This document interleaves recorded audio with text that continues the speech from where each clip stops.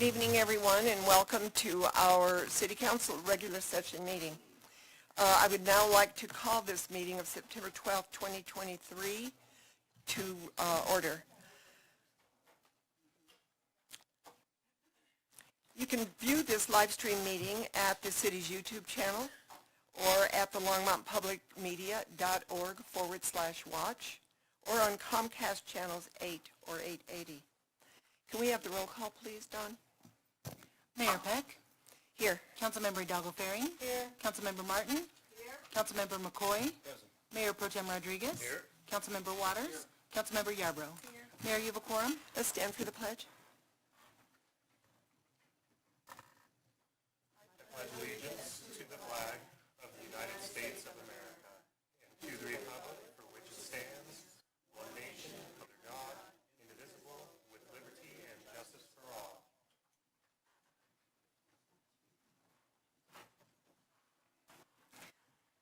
As a reminder to the public, we just had kind of a meeting before we started with our city attorney and city manager. Everyone who came to speak on 150 Francis Street annexation, that is going to be a public meeting, public hearing when that item is called up. So I see 7 people that have signed up to speak on 150 Francis Street. So because when we discussed this before, it was at a public hearing, so tonight's also will be a public hearing on 150 Francis because it's a reconsideration of that. So it's going to fall under the same thing. So I won't call your name if you're here to speak on 150 Francis Street until it comes up on general business. Okay? So each speaker is limited to 3 minutes, and one person may not give or assign their time to others. Only Longmont residents and employees of the City of Longmont may speak during first call public invited to be heard and must sign up on the list prior to the start of the meeting. Persons wishing to speak on a specific second reading or public hearing item, which we just talked about, are asked to add their name to the speaker list for the specific item prior to the start of the meeting. Anyone may speak, and no sign-up is required to speak during final call public invited to be heard. I have a vote to move the August 22nd, 2023 minutes? So moved. Second. Thank you. Councilor Waters moved that. Councilor McCoy seconded it. Let's vote. That passes unanimously. Do we have any agenda items? Revisions? Mayor, I have a couple to note just for the record. Okay.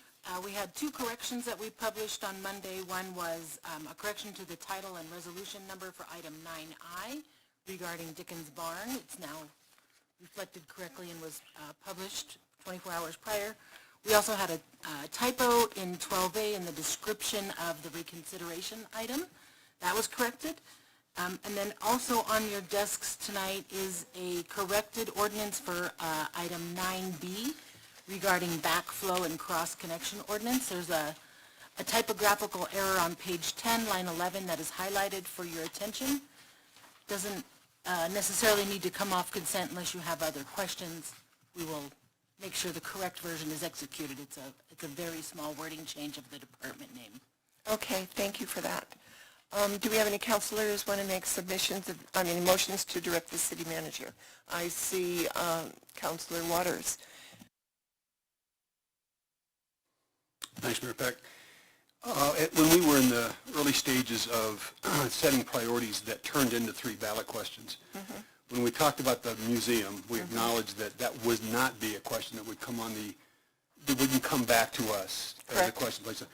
But we did have some conversation about adopting a resolution encouraging a future council, once that's built out, to fund the museum at a level that is at least competitive or consistent with similar entities or facilities across the state. Since they're going to do their own capital campaign, we're not going to control that. That's a decision to be made once they get it built out. But I'd like to move that we direct staff to I'd like to have a chance to vote on that resolution.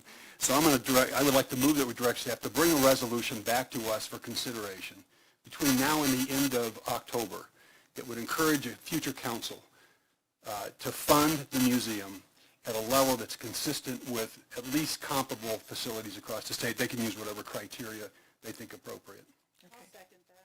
Okay, that has been moved by Councilor Waters. Let me see if I understand this. You would like a resolution, you would like to direct staff to come up with a resolution to continue to fund our museum at a level that is commensurate with what's going... With comparable facilities in other municipalities. Okay, comparable facilities in other municipalities. Yeah, it would be to take, if you took the word continue out, to fund the museum at a level that's comparable to similar facilities in other municipalities. Okay, did you get that, Dawn? Great. All right, let's have discussion on this. So that was moved. We need to vote on this first, but I want discussion, and the reason I said that is that our voting thing came up. So can we have discussion on that? It's been seconded. Anybody have any comments or suggestions? Councilor Waters? Maybe I would just add this, that we know that there's groundbreaking this week, right on Friday. And we're going to focus initially on the courtyard, but also the expanding of the Children's Museum. And once that's expanded, there's going to be additional staffing needed. We know that our museum, not unlike the library, has not kept up with other, activities, facilities, amenities funded by the general fund. Correct. And we're not going to control what a future council decides, but I think we ought to signal, given the other things we've done with ballot questions, what our preference would be when the time comes to fund the museum, when a future council, the next council that makes that decision, they will know what our preferences or intentions were from this council when we did not put this on as a ballot question. Okay. We chose not to add a sales tax increase, but at some point, somebody ought to have it's going to have a conversation about how you fund the museum at a level that it deserves. Okay. All right, let's vote.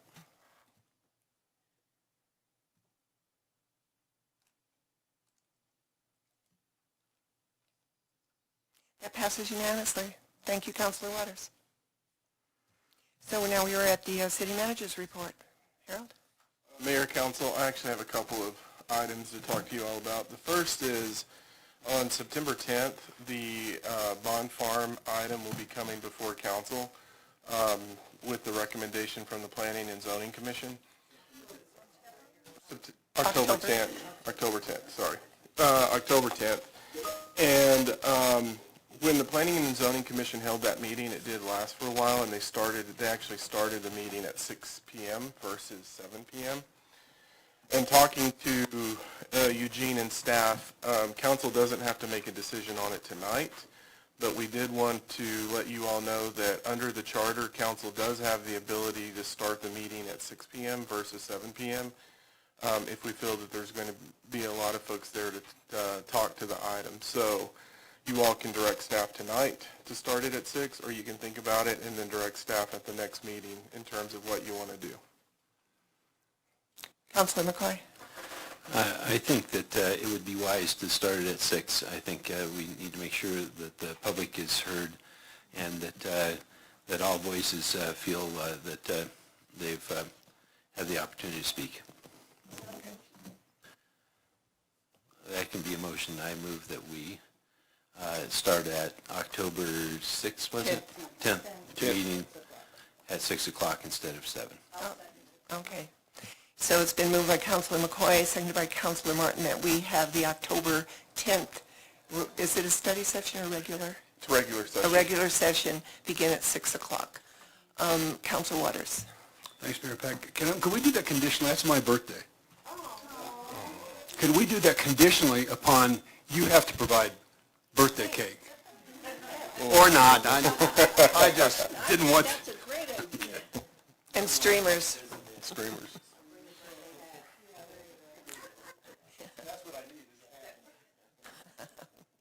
Seeing no other people in the queue, let's vote.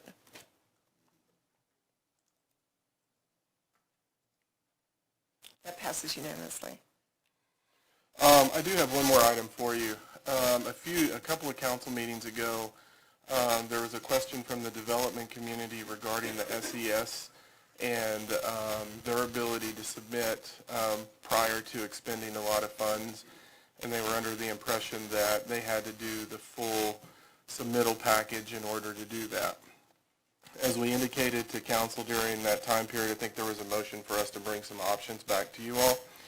And we were going to have a conversation with our outside legal counsel and internally with staff. Last week, they've had a number of last couple of weeks, staff has had a number of conversations. They briefed me.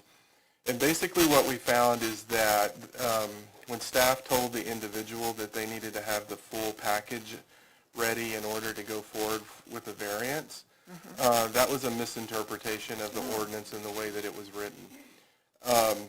Obviously, I indicated to you all when we looked at the property that the city owned related to what we would do on an affordable housing project, that it would almost not let us move forward because of the amount of money it would take, and that was a concern, wearing another hat.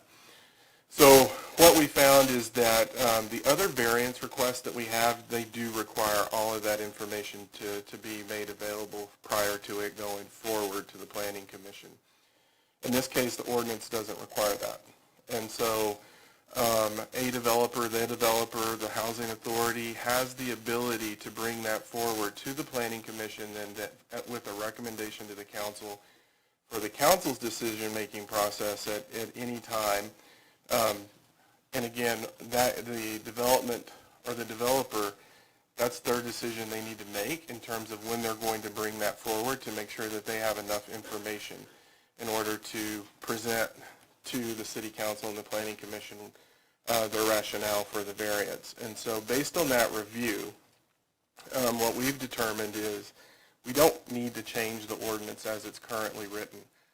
They have the ability to do that now before they spend all the money on the final design. And so I wanted to let council know that because you all have a motion on the table for us to bring you back options, and we're now telling you we don't need to change it. So if council wants to hold to the ordinance that's in place and not change it, I need different direction from you all. So let me just clarify something. I heard two things in your statement. I heard that the Longmont Housing Authority does not have to bring the request for variances. They can do it either before. No, I use the Housing Authority as an example because okay. under the existing ordinance, we have to do what everyone else has to do. Okay. Where my concern, wearing that hat was that if you have to spend $400,000 to get a fully designed plan, Right. it's hard enough to finance those projects anyway, and you can't come up with the money to do that. That was my concern when I heard this. Right. That was actually the same concern that was presented by the developer. What we have determined is the way the ordinance is written, we don't have to do all of that additional work. We can bring it forward to the Planning Commission and the City Council when whomever it is on a project feels like they have enough information for council to grant the variance. That's their decision. Without putting any money into design, Sure. et cetera. I would think you need to put money into design, so I would tell you from my perspective, if we were bringing a project forward on a housing, and we were asking for this, I would want the environmental study done. I would want a really detailed land use plan that really outlines everything we need so we could give the rationale for doing that. But that's up to the person who's submitting the application. Okay. Counselor Waters. Thanks, Mayor Peck. Let me just clarify one more time. We're not talking about changing the sustainability evaluation system. No. We're not talking about eliminating, removing, reducing the 150-foot setbacks. No. We're not talking about changing any of that good work we did back in 2020. No. All we're talking about is signaling that if somebody has a request for a variance, we decided then this is the group that would decide, not P&Z. And if somebody feels like they're ready to present it, and what you're suggesting, they ought to have an environmental study. They ought to have, whatever they think is going to be required to make their case. Otherwise, don't try to make the case. Correct. Right? So there's no need to change the ordinance. Maybe this is a legal question. I made the motion not to change anything in the SES, but to make certain we have a clear process and a clear criteria for decision-making. Would it be appropriate, Eugene, for me to move to rescind the direction that we gave at that time? Mayor and Council, Eugene May, City Attorney, yes, I think it would be. Then I'm going to move we rescind that direction and based on what we've heard from the city manager. I'll second that. Okay. Okay. Counselor Waters made the motion to rescind his decision or his motion to bring back the SES and the variance ordinances. And that was seconded by myself. Let's discussion. Counselor Martin. Yes, a couple of times people gave examples, and it's not, for example, Councilmember Waters gave the example of they should have the full full SES evaluation, a full land use plan. Well, that's kind of a lot. It could be, I just want to make sure that nobody is construing those to be requirements, because it could be that a developer thinks they have a really persuasive argument for council with none of that stuff, right? So we're really saying they come with whatever arguments they think are persuasive, and then it's on them whether they really are or not. Correct. Okay, good. Seeing no one else in the queue, let's vote.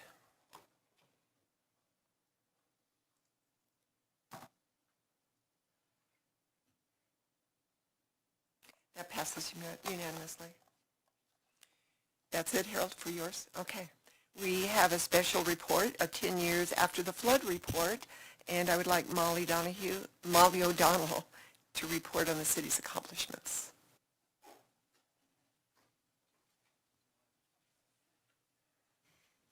Peter Gibbons and I will be doing this together, Mayor and Council. Great. So he's going to kick off. Good evening, Mayor Peck and members of council. My name is Peter Gibbons, and I'm the city's disaster recovery officer. Tonight, Molly O'Donnell, Sandy Cedar, and I present our report to you and the Longmont community about our accomplishments in the recovery process at the 10-year anniversary of the 2013 floods. The report is titled 10 Years After the Flood, and you all have a copy attached in your council packets. In a moment, I'll hand the presentation off to Molly, who will walk you through the details of our accomplishments at this 10-year anniversary. Then Sandy will help us conclude with a moment of gratitude for everyone who made this recovery so successful. With that introduction, I hand off the next part of our presentation to Molly O'Donnell, the Director of the City's Department of Housing and Community Investment.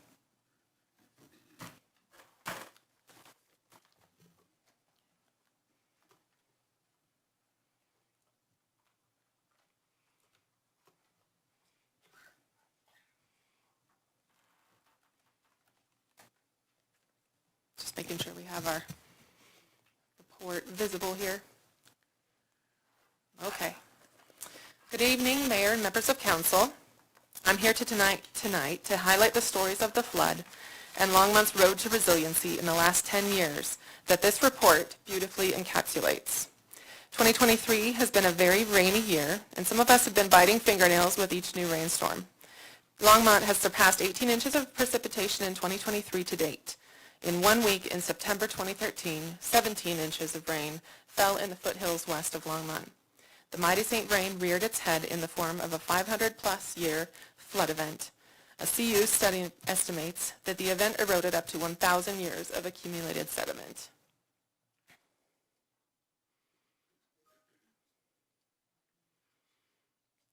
The flood cut the city in half, with only one road providing access across St. Vrain Creek for several days.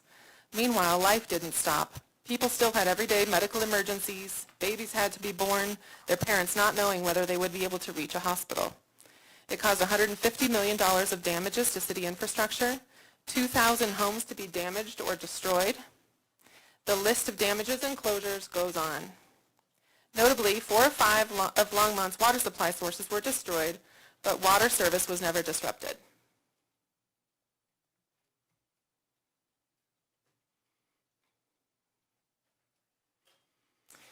Longmont's emergency response crews completed more than 400 rescues and located 64 missing people. Remarkably, amazingly, not one life was lost in Longmont. The same can't be said for our Boulder County community as a whole, and this week we join our fellow communities in remembering those lost. The city's other critical operations staff made swift decisions that saved lives, shortened the time to recovery, and ended up saving the city millions in recovery costs. The wastewater treatment plant's proactive response meant that safe and reliable water treatment resumed within 48 hours.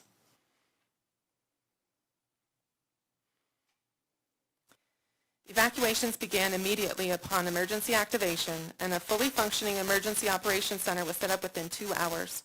I recall the story that in the basement of the memorial building was a huge store of cots from the bomb shelter era of the mid-20th century. So they were ready, dusty perhaps, but ready. City staff, no matter what department they were in or what area of work they were assigned to, went door to door, fielded calls, staffed the emergency shelter at the memorial building, and helped however they could.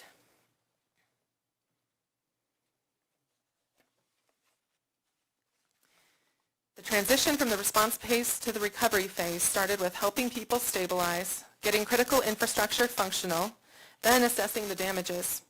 Royal Mobile Home Park was virtually a total loss, and the St. Vrain Mobile Home Park was heavily damaged.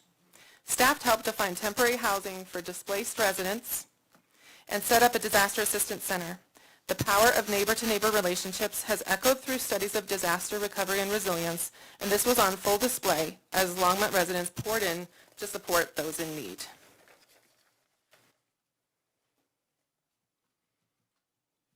So much about building resilience is creating systems that live on past the disaster event itself so that it is ingrained and easily activated in the next event.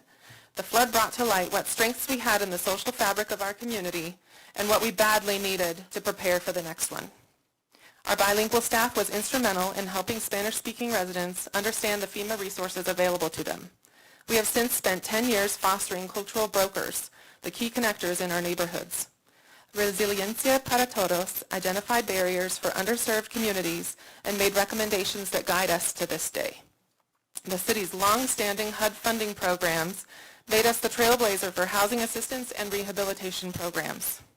Once we assessed the full scope and scale of the damages to housing and infrastructure countywide, the price tag came to $1 billion, far more than the resources that would ever become available. Most don't think of the seemingly dry topic of resilient governance, by choice at least, but in Longmont and the region as a whole, we embraced it as the only way to make it through the tangled web of disaster relief funding and come out stronger on the other side. When HUD CDBG disaster recovery funding was allocated to us, we formed the Boulder County Collaborative with Longmont as the lead agency. Together, the Boulder County communities decided how and where to target funding so that those most affected and with the least resources were not left behind. This successful multi-jurisdictional model has since been replicated to solve complex regional issues such as housing and human services. In total, Longmont administered $76.4 million to complete 41 infrastructure projects, build 451 new affordable housing units, and help hundreds of households with housing supports across the county. With one last easement purchase for the Resilient St. Vrain project that will happen this month, right, Jim? This month. Sorry, lost my place making a joke. Every dollar of this grant program will have been spent by the end of this month. Central to Longmont's approach to its patchwork quilt of disaster relief funding was taking the philosophy that involving the funding agencies as vital partners to solve problems together to meet a common goal, built productive relationships, maximized funding opportunities, minimized the risk of recapture, and ultimately delivered a higher quality product to our community. Without these partners and the $112 million of funding leveraged through them, Longmont's success and recovery would not have been possible. The city's FEMA grants were closed out in this 10th year since the flood with a funding retention rate of 100%. When you think about FEMA grantees across the nation, that is simply remarkable. Here's all the city funding. This is not including anything that was direct assistance to individuals or businesses. This is just what filtered through the city. Longmont quickly prioritized the Resilient St. Vrain project and took the stance off the bat that we would not build a fortified, channelized structure to simply convey flood flows. The beneficial ecological, recreational, and hydrological functions and values would be balanced with flood protection to create a unique and grand in its vision and breadth resource for our residents and wildlife to thrive for generations to come.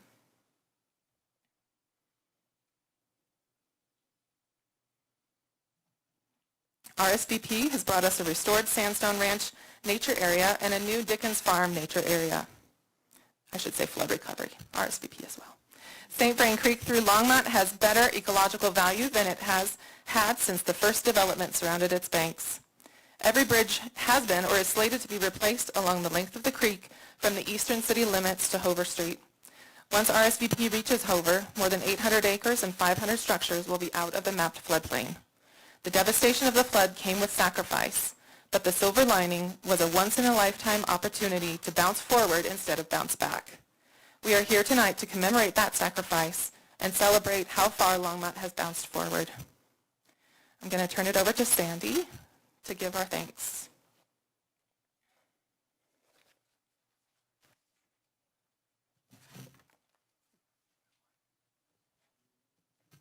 Thank you so much, Molly and Peter. We are so grateful for your work in this recovery work because they both came to Longmont after the flood happened at a point where staff was pretty much unable to do anything more, and they were able to carry our recovery to its fruition. Thank you both for that. Okay. The flood of 2013 was a catastrophic event that affected thousands of Longmont residents, businesses, and city infrastructure. The impacts continue to be felt to this day. Yet the way the community reacted was truly remarkable.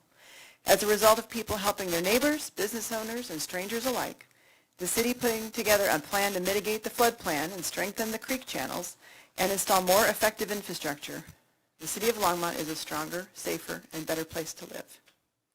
We thank the community for your assistance, kindness, and patience, and resilience over the last 10 years. We thank our volunteers, donors, nonprofits, neighboring municipalities, and state and federal partners for their help in this recovery. We could not have been as successful as we were without you supporting us. We thank the city staff and the city council, both present and past. The response and the recovery has been an all-in effort, and there's been no department or staff member who hasn't helped in one way or another. We thank Harold for his leadership and those who gave recovery their absolute all. Whether they're still with the city or have retired or moved on, we recognize their contributions and thank them for their work in carrying their portions of this recovery. We thank each of the city council members for your unwavering support and guidance. Without your care and leadership over the past 10 years, we would not stand stronger today.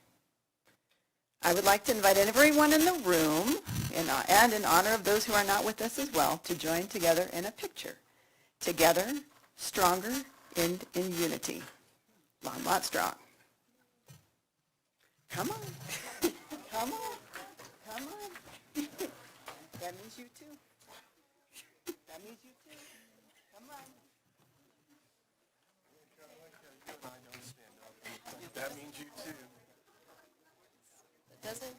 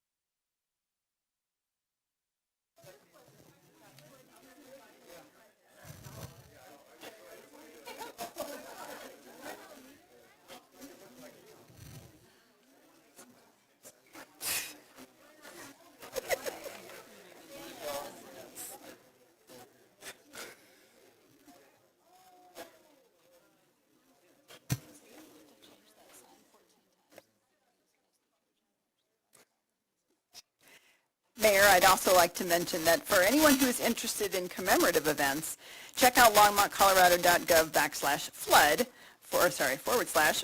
for the events at the museum and to register for tours on Saturday between 10 and 1, just before Rhythm at Roosevelt. So, thank you.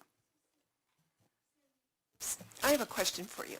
Is there some place on the web that people could go check to see all of the incredible pictures that during the flood and the extent of the water? And because it was overwhelming, and people who weren't here during that time, it's kind of hard to figure out what it is we're celebrating unless we can show them. So Yes, most definitely. If you go to that website, longmontcolorado.gov/flood, there's some information there, but also if you search for flood or on our YouTube channel for flood, you can see actually the entire documentary that was done about the 2013 flood. fantastic, in both thank you. places. Yes, thank you all. Okay, we're now at public invited to be heard. Oh, I'm sorry, Councilor Hidalgo-Ferring. So, and I believe the museum as well. There was a period of time where they ran the videos, and I know that they're putting together photos to bring about. Yes, on Saturday they will be, I believe the photo exhibit is free, and so people are welcome to come and take a look at the photo exhibit that opens on Thursday night. There'll also be some other events at the museum on Thursday night. And then Saturday morning we're going to be doing tours in the Brew Hop Trolley, so that people can, there's no beer, sorry, but so that people can see the construction and what has happened since the time of the flood, kind of trace where the flood was and what's happened since then. So we'll be running those tours from 10 to 1. You can sign up on longmontcolorado.gov. The museum will also have their exhibit open at that same time. Yes. Yeah, I lived between 2nd and 3rd on Bowen Street. So for a week, we had the truck packed, all ready to go, that levee breaks, you're out. And our neighbors just south of us, that whole block, had lost their homes. So, I really recommend, if you were not in Longmont at that time, look at this and just, this was part of our history. And, I think the resiliency that builds up today stemmed from that piece. I did babysitting. They were saying, we need people who speak Spanish. So I went to the mall when the mall was there and helped translate. Because there was just this patchwork, and how people just came together with shovels and just helped clean up each other's basements and houses. So it was amazing. It was true testimony of what a wonderful community we have. Truly remarkable. Great. We're now at public invited to be heard. I am just going to call on the people who do not have 150 Francis Street as their subject on here. So the first one is Taylor Wickland. Oh, you are? Raise your hand if you're... Mayor, I think you skipped Michelle Bennett. Isn't she first on your list? Yes, Michelle Bennett. Are you here for the annexation? Great. I'm doing something in general. Fantastic. Come on up.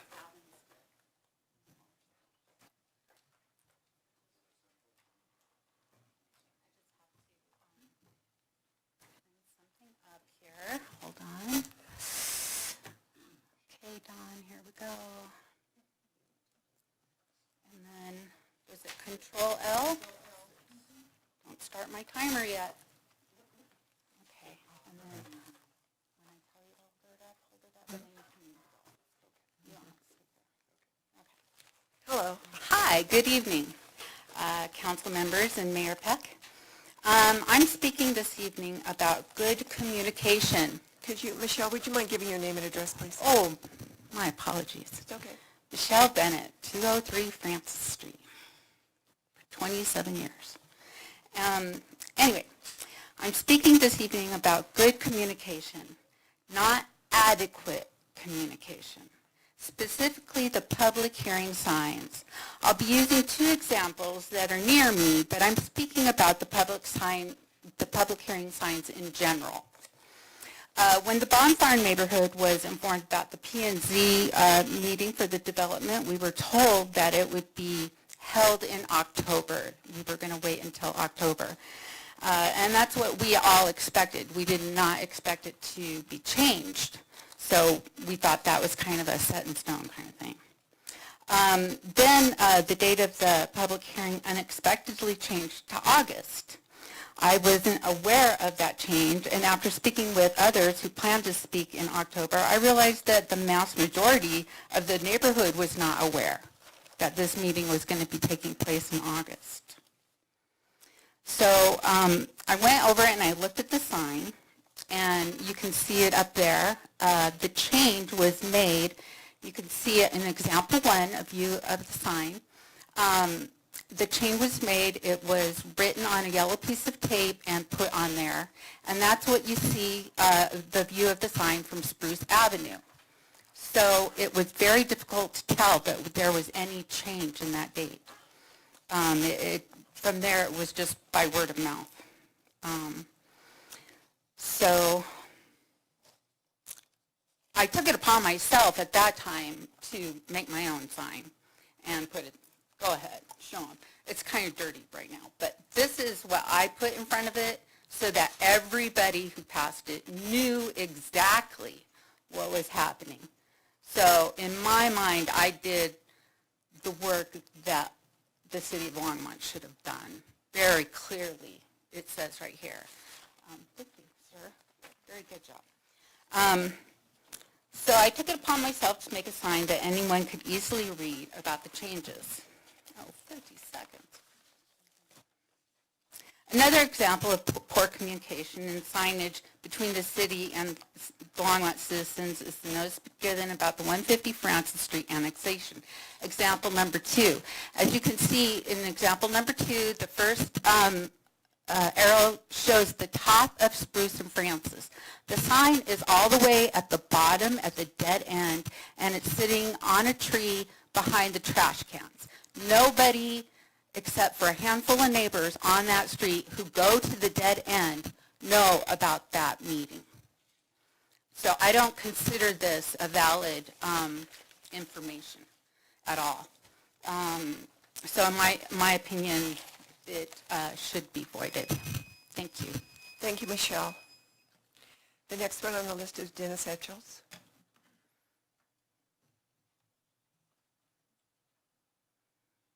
Do I go from here? I guess we'll go from here. Thank you, Michelle.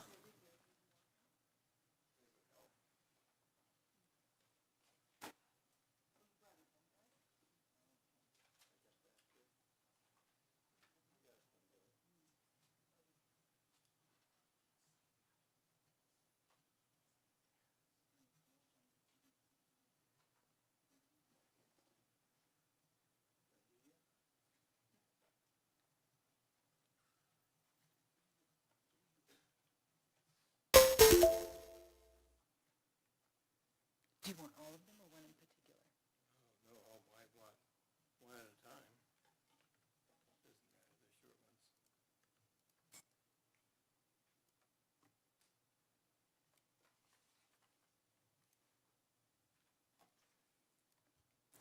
So then you'll have to.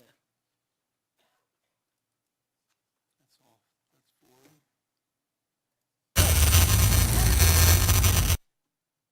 That's just one of them.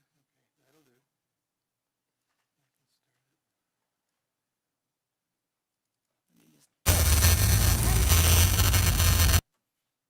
No.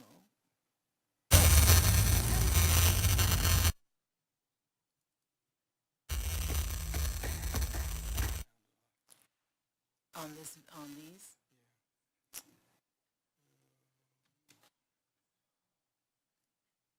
Yeah, that's the sound.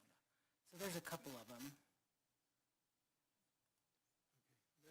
That will get you.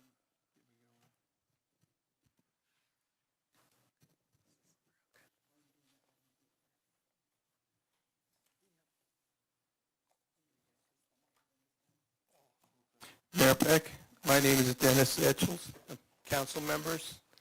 I'm here today because I'm a resident of the Greens at Ute Creek HOA, and I'm also an officer for the NGLA in my neighborhood. Hi, Dennis. Would you mind giving us your address, please? 1117 Signature Circle. Thank you. It was a very hot summer this year, and our concern is for our neighborhood, the Greens at Ute Creek. which consists of 41 patio homes next to the U Creek Golf Course on the 11th fairway. The dry weather is making us anxious, and we are expecting even more dryness in the dying foliages as fall approaches and winter comes on. Of our 41 homes, there are 6 homes on the west boundary and 16 homes on the north boundary. The 11th fairway rough on the side of the fairway is approximately 3 feet to 15 feet outside our boundary of our backyards, with the taller weeds in just a little bit farther that are in the creek. Our back perimeter fences of our homes are within 5 feet, so there's not a lot of distance between us and the fairway at the U Creek Golf Course 11th fairway. Throughout the summer, the Greens of U Creek Landscaping Service, which is ours, runs a mower along the fence line and mows the weeds down. The golf course also runs a mower once a week to keep the weeds down the same line. Between the two of them, they mow about 5 feet off of our back fence lines to give us a little bit of breathing room. Every 3 years or so, during the winter, when the weeds are dry, we have weeds out in the wetlands there, and some of them are as high as 8 feet. The Longmont Fire Department burns the weeds in the ditch. They are very cautious, and they do a very good job of controlling the burn. The golf course at that time also mows the weeds on the rough area and out of bounds areas, all the way up to the reeds to prevent the fire from breaking out of the ditch boundary. This is the extent of our protection as of 2 weeks ago. Let's see, will this come up?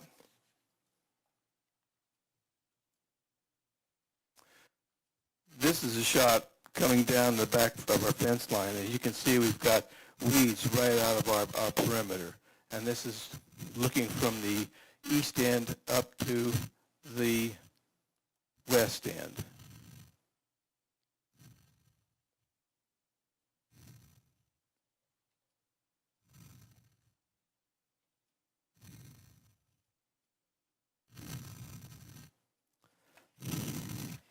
Last week, myself and another owner met with the U Creek Golf Course manager, who, by the way, is extremely nice. He was extremely cooperative, and he was on time for the meeting that he agreed to set up with us. And we discussed the weed and rough grass situation on our north boundary, as well as the 12th fairway rough, which runs along Pay Street. We asked for more tall grass to be mowed down, and he graciously complied. Is that me? Yeah, it kind of is, Dennis. I'm out of time. You are. Let me finish. I got 2 more paragraphs. No, Okay. I'm sorry. We have a whole Okay, that's chamber fine. full of people that want to speak. Okay, thank you. Oh, you're welcome. Next one on the list is Strider.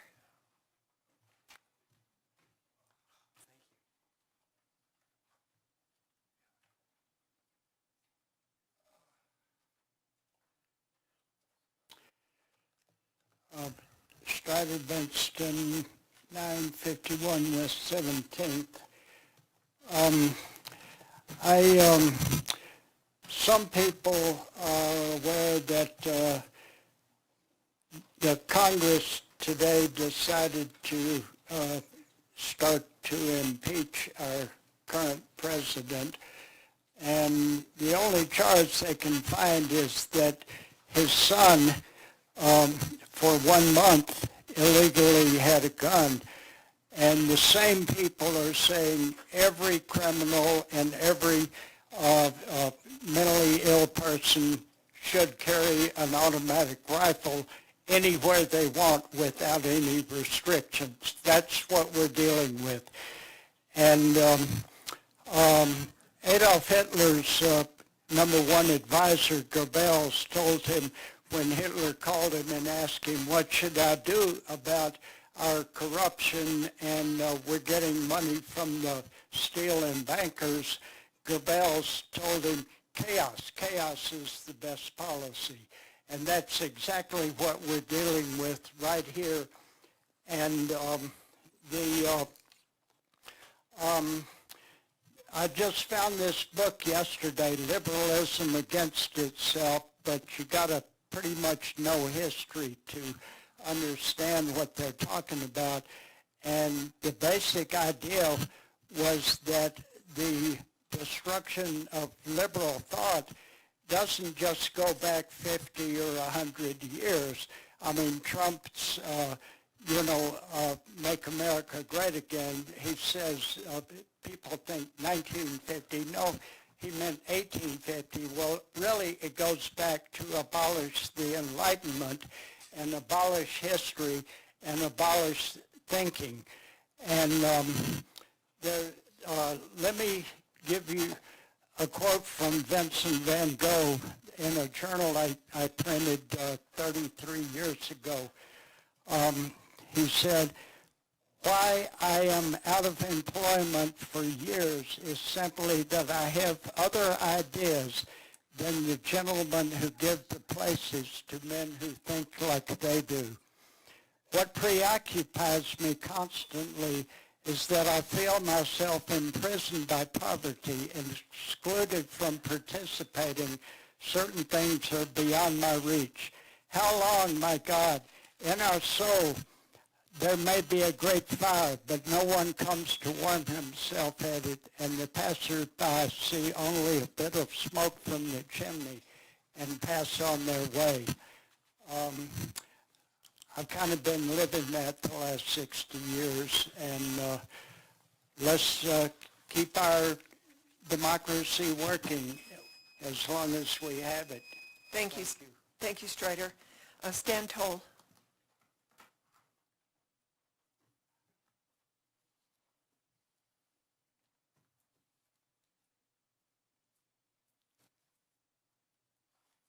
Hello, my name is Stan Toll, 2001 Terry Street, Longmont. What I came here to talk about is one of the things that people hear about. They hear the term woke, and a lot of people don't quite understand the actual meaning of woke. Woke, according to the Webster's Dictionary, is being educated and aware of social injustice and racial inequalities. Now, so really woke is actually just kind of being knowing stuff that actually happened. And what's kind of interesting, a lot of this anti-woke stuff is actually kind of like trying to perpetrate falsehoods and lies that are kind of like what certain people would like to actually be the truth. And relating this to actually Longmont is to actually be educated and aware of some of the things that have taken place here. Like prior to the history of this was actually a Ku Klux Klan controlled city for a period of time. And actually Main Street was actually paved by the Klan. Now, there was a lot of policies that have shaped this city actually from that time and are actually still kind of present. And little things like being woke might even be thought of like checking how we do transportation in this town. And like how if you're aware, if you're educated and aware that we looked to move people opposed to actually keeping people safe. This also applies to our housing, where certain groups of people have kept other people, and they've enacted laws and regulations that actually help themselves and actually hurt other people. So what I am saying is that we really should, when we look at policies and what we're doing in this town, is actually become woke. Educate ourselves what's going on and be aware that a lot of times social injustice and racial qualities are actually being perpetrated. Thank you. Thank you, Stan. Diane Christ?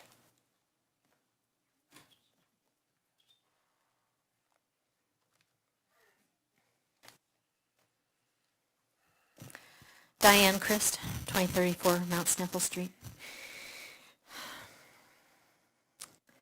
So, why does Longmont not have enough affordable housing? I have 3 ideas I would like the council to consider.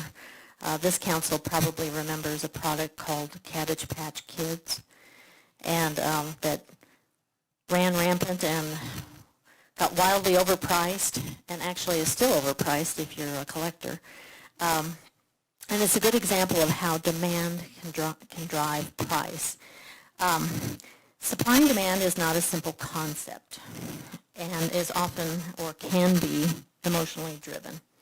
So I brought a newspaper with me that is actually from September 7th of 2021. And the headline reads, "Rents increase rapidly in state." And it says, the places we have been seeing the fastest rent growth are the suburbs and the smaller cities surrounding Denver. Colorado Springs are up 22% since the start. And they say this is driven by the need for more room to accommodate remote work. And, let's see, Castle Rock had the biggest gain in apartment rents of 22%. Denver had a loss of rentals by 7%. This is in 2021. Now this year, 2023, they're expecting a 16% decrease in Denver rentals and maybe 20% by the end of the year. So what this seems to indicate to us is that people are actually looking for a suburban experience with more room and maybe not looking for a smaller apartment in a higher density neighborhood. Okay, that's just a thought. Second, people come to Colorado for the low property tax and stay for the view.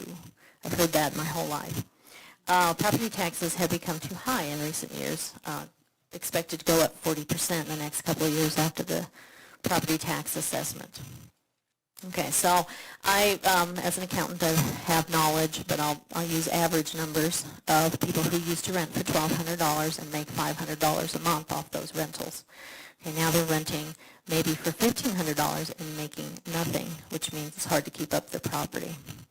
So I want the city to consider strongly, giving maybe a property tax rebate for those landlords who are independent and that rent at market or below, and that also those who have ADUs and do the same.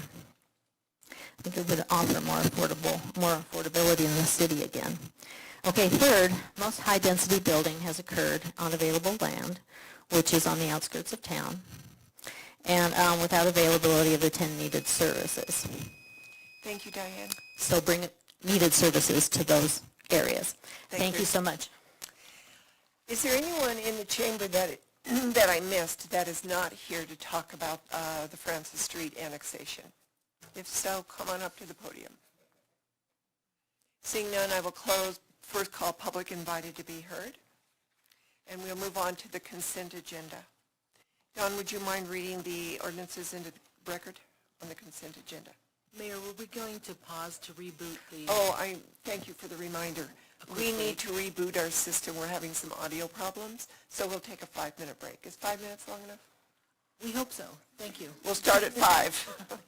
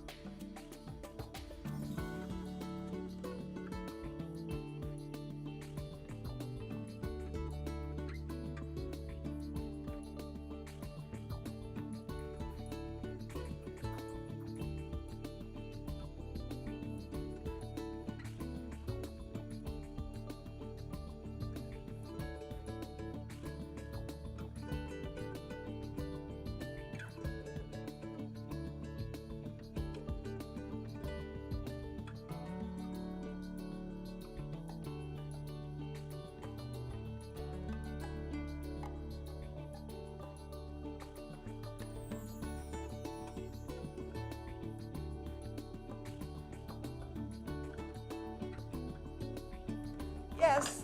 Sip, yeah. Okay, thank you.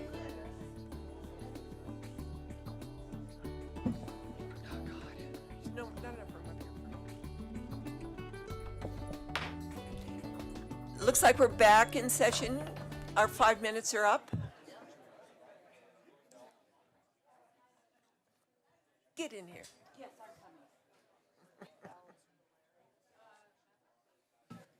The next thing on our agenda is the consent agenda.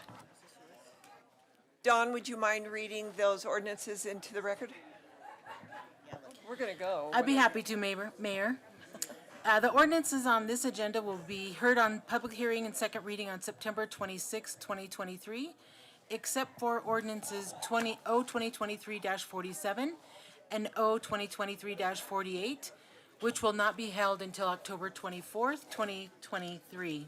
Excuse me, Dawn. Can everybody sit down, or if you want to continue your conversations, to go out into the foyer? It's a little difficult to hear up here.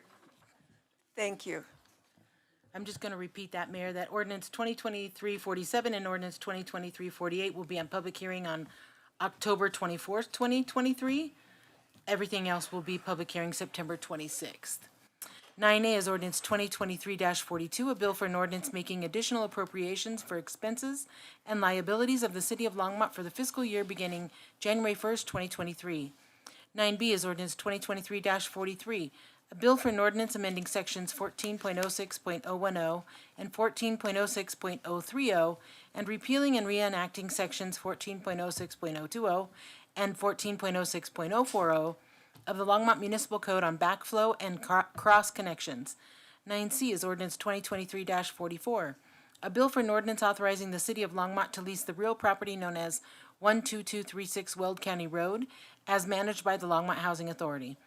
9D is ordinance 2023-45, a bill for an ordinance authorizing the City of Longmont to lease the real property known as 12250 Weld County Road 5 to Habitat for Humanity.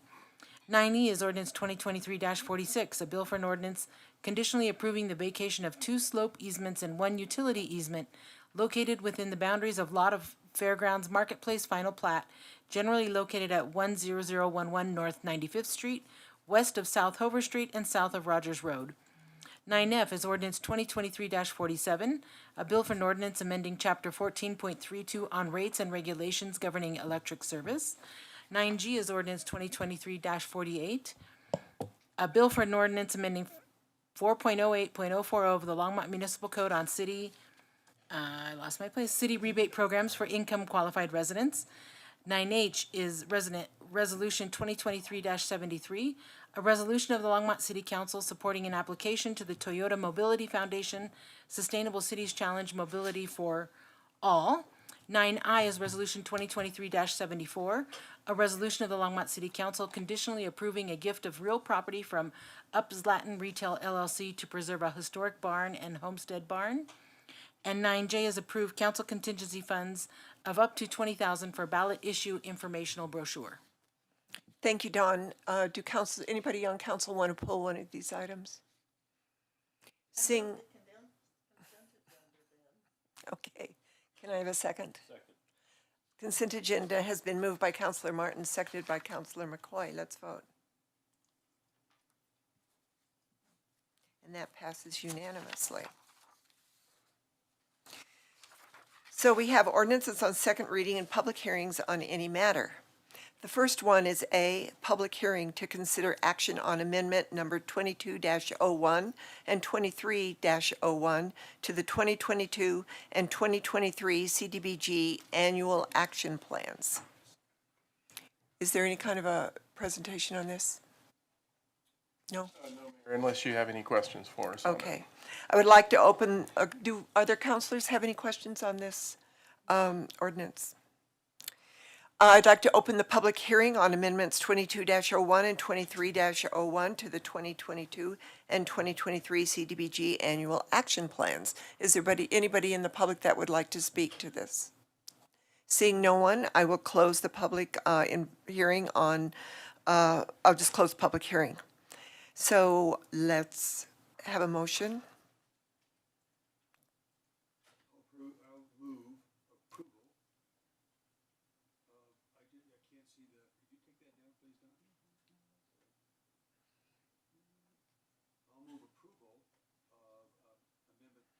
22-01 and 23-01 to the 2022 and 2023 CDBG Annual Action Plan. Second.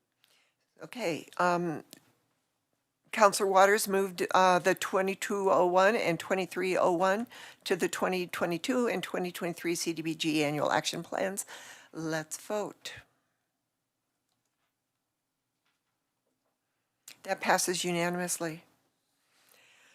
The next one is 2023-40, a bill for an ordinance authorizing the City of Longmont to lease the real property known as Vance Brand Municipal Airport Hangar, Parcel H-52 to Tallulah Aviation LLC.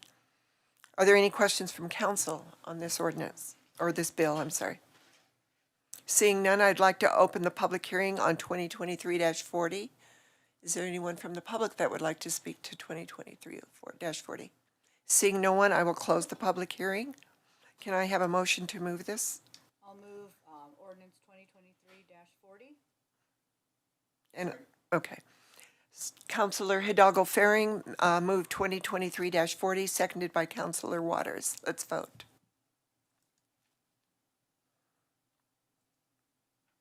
That carries unanimously.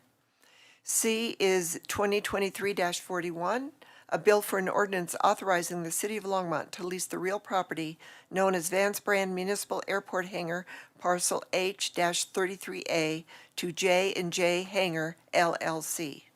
Are there any questions from council on this ordinance?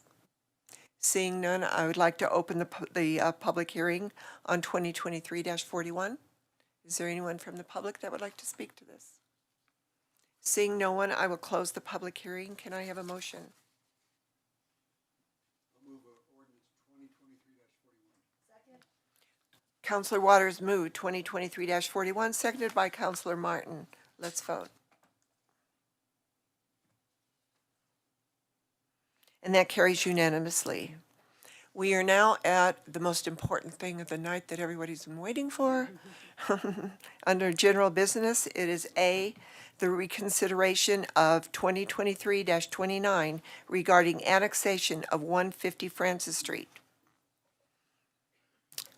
I am just going to read this little addition here. On August 8th, 2023, City Council voted to reconsider 2023-29 and to table the item until September 12th, 2023. 2023-29 has been copied from the July 25th, 2023 agenda and added to this agenda to fulfill council's motion to reconsider. New information on this is reconsideration of a bill for an ordinance conditionally approving the 150 Francis Street annexation, generally located in the southeast quarter of Section 4, Township 2 North, Range 69 West of the 6th perimeter. Prime Meridian, and zoning the property residential mixed neighborhood. And I see Don Burchett here is ready to take questions or give us information.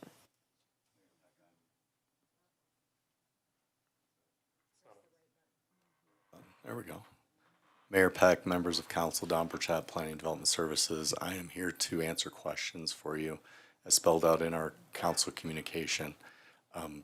The decision is back before the council. You have a choice to make whether you want to make a motion and proceed that route, or if you want to consider a motion to reopen the public hearing and go back through and take additional testimony. If you were to choose to do that, though, you should give staff and the applicant the ability to also present any information that might be relevant to the information that was stated. So the decision really is yours. I think you could ask questions of staff if you want to, and that doesn't necessarily kick that back into the public hearing. But Okay. I'm here at your leisure, so. Okay, thank you. Is the applicant in the room? Yes. Okay. Okay. I think I need a motion to reopen the public hearing for this item. I will, I'm sorry, Mayor Pro Tem Rodriguez. Thank you, Mayor Peck. Also, in recognition of the fact that there was a new piece of information, a letter that was submitted I do believe it is also pertinent to reopen the public hearing. So I move to reopen the public hearing on this item in light of new information that has been submitted. I'll second that. So is there any discussion on reopening this public hearing? Seeing none, let's vote.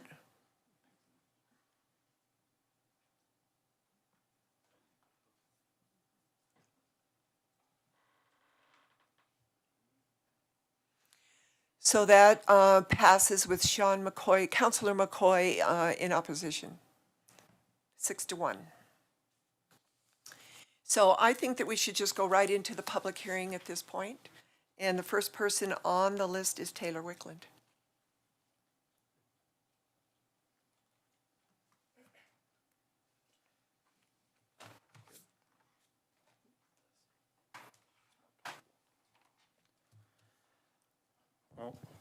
Evening, Mayor, council members. My name is Taylor Wickland. I live at 1704 Short Place within Bond Farm. I am glad tonight we get to hear again speaking about an enclave annexation surrounded by the city. I understand you will hear a lot of fear from my fellow neighbors about a conjecture potential development proposal at 150 Francis. The public needs to understand this is not a development proposal. If this land was to be developed, the property would have to still go through planning review, planning and zoning commission, and ultimately a council vote. Tonight, we're only talking about allowing an annexation into the city to allow a property to remove their aging septic system and connect to an eventual city sewer in the future Bond Farm development. As one can assume, I'm not a member of the quote Neighbors for Responsible Development because I believe it is responsible to remove a septic system just north of Isaac Walton Pond and connect to a city sewer. I believe it is responsible to allow only one jurisdiction, the City Emergency Service Department, to respond to emergencies in the neighborhood. I believe it is responsible to allow our fellow neighbors to benefit from our wonderful city services such as trash, recycling, compost. I believe it is responsible to actually understand the development process and know that this is not a development. I believe it is responsible to annex the entire enclave, as this would then allow a city-built sidewalk on the south side of Spruce and eventually a paved Francis Street. I believe enclave annexations are fiscally responsible to acquire even small amount more property tax revenue toward the city. I believe it would be responsible to request a multi-use pathway from the future Bond Farm Pocket Park to our neighbors on First Avenue through 150 Francis and Hildebrandt property. Overall, if the Neighbors for Responsible Development group is truly not anti-development, then they need to support the annexation of 150 Francis and allow the removal of an aging septic system. If not, then the group slogan needs to read Neighbors for No Development.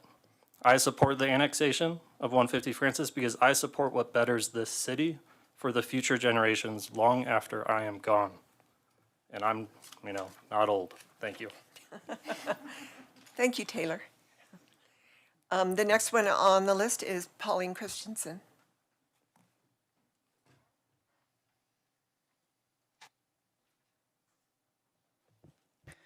Polly Christensen, 410 Judson Street, Longmont, Colorado.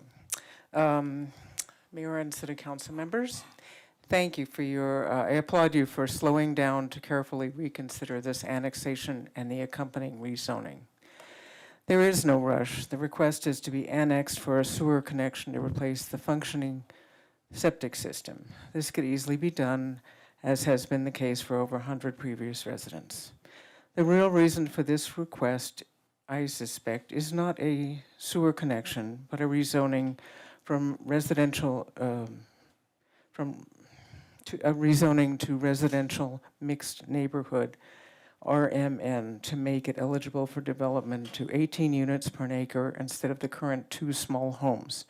This would be a very lucrative change for the New York investor who owns it or chooses to sell it. The RMN zoning that the Planning Department created for this entire area is discriminatory and should be thoroughly re-examined. Residential mixed neighborhood was not pushed onto Fox Hill neighborhood or any wealthy or HOA neighborhoods. The density brunt is solely borne by low to middle income areas like this, and will displace people if in time.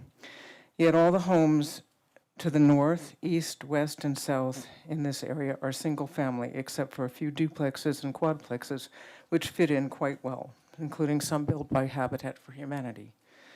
It is the perfect example of an inclusionary and mixed neighborhood. Please pause on this annexation. According to the Planning Department, Planning and Zoning is just an advisory board, and City Council is the final determiner. You can decide not to annex. You can decide to annex with the condition that future development be limited to 6 units per acre, or rezone it to residential single family. You can also decide to re-examine the broad rezoning of this whole area of town as RMN, created by the Planning Department in the Flawed and Vision Longmont Plan, which is an aspirational planning document, not a law. City Council is the ultimate authority and decision maker, and each of you will bear the responsibility for this neighborhood's future. Thank you. Thank you, Polly. The next person is John Pillman.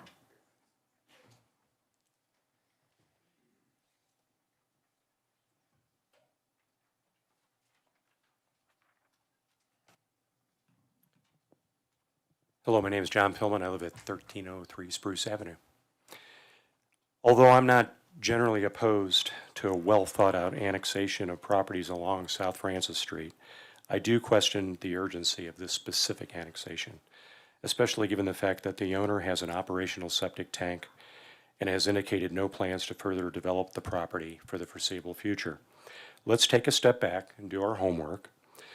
Prior to annexation on South Francis Street, I've seen the city hold study sessions in the past, and it seems appropriate here. I can see several areas that could be addressed during a study session, allowing the city to make the best decisions for all parties involved, including residents in the Bond Farm neighborhood and the property owners on South Francis Street. A few of the items that could and should be covered in a study session could be, number one, pros and cons of annexing all the properties on South Francis rather than just a single property, 150 Francis.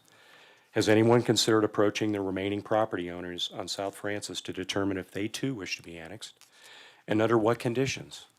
Has anyone considered the cost and benefit to the city with annexing a single property located at the bottom of an unpaved road? Number two, review the current RMN zoning indicated in the city's land use plan, along with the impacts of higher density zoning that would govern future infill development on South Francis. Is it possible that a lower, more compatible density zoning would make more sense in this area? 3, conduct a traffic analysis of the projected impact of future infill housing development south of Francis, especially given current infill plans in the Bond Farm neighborhood. It can be done. Traffic study experts can do these projections. 4, look into the feasibility of a pedestrian path directly west of 1313 Spruce, the 1313 Spruce property from Spruce Avenue down to First Avenue, allowing access to the St. Vrain Greenway. If we can agree there's no real urgency on this annexation, please consider conducting a study session on the best approach for annexing this area on South Francis before making any annexation decisions. Thank you. Thank you, John. Charles Schilling.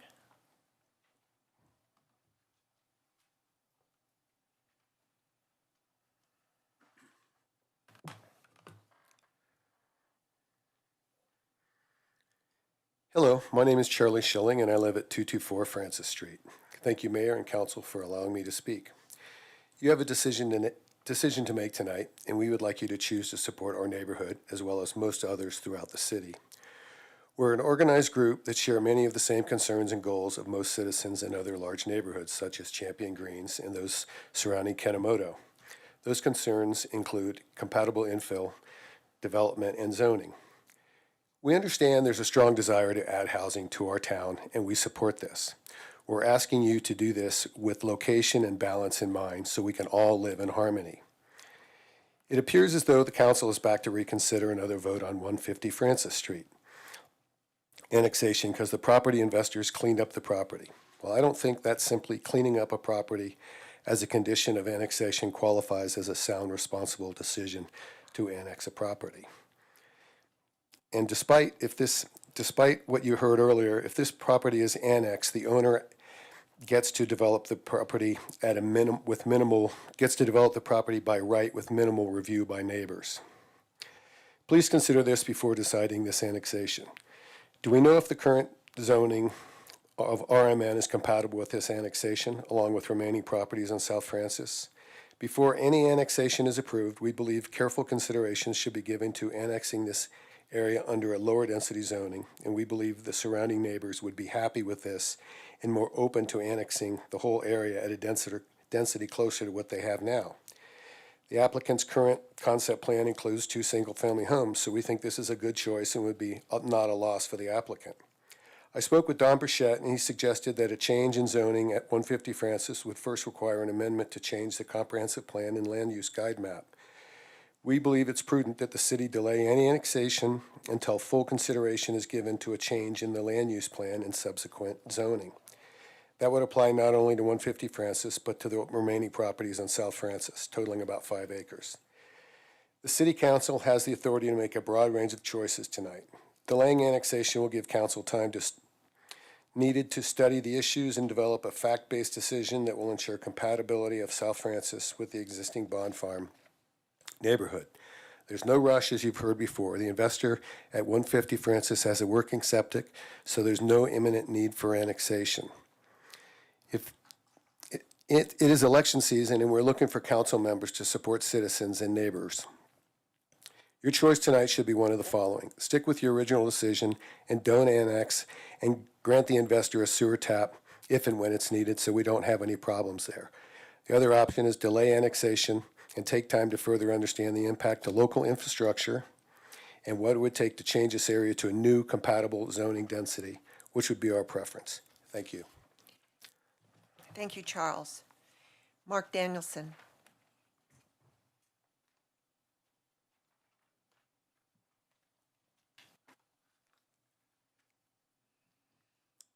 Good evening, Mayor, Council members. My name is Mark Danielson. I live at 251 Lincoln Street. At the second reading of the 150 Francis annexation, you'll remember that dozens of neighbors showed up and 15 or 20 spoke out in unanimous opposition to the annexation. Not a single voice spoke up in favor of it, a fact which several of you mentioned in your decision. Hearing that clear community consensus should have been, and was, decisive. That you are now reconsidering this issue is obviously disheartening and disorienting to the neighborhood.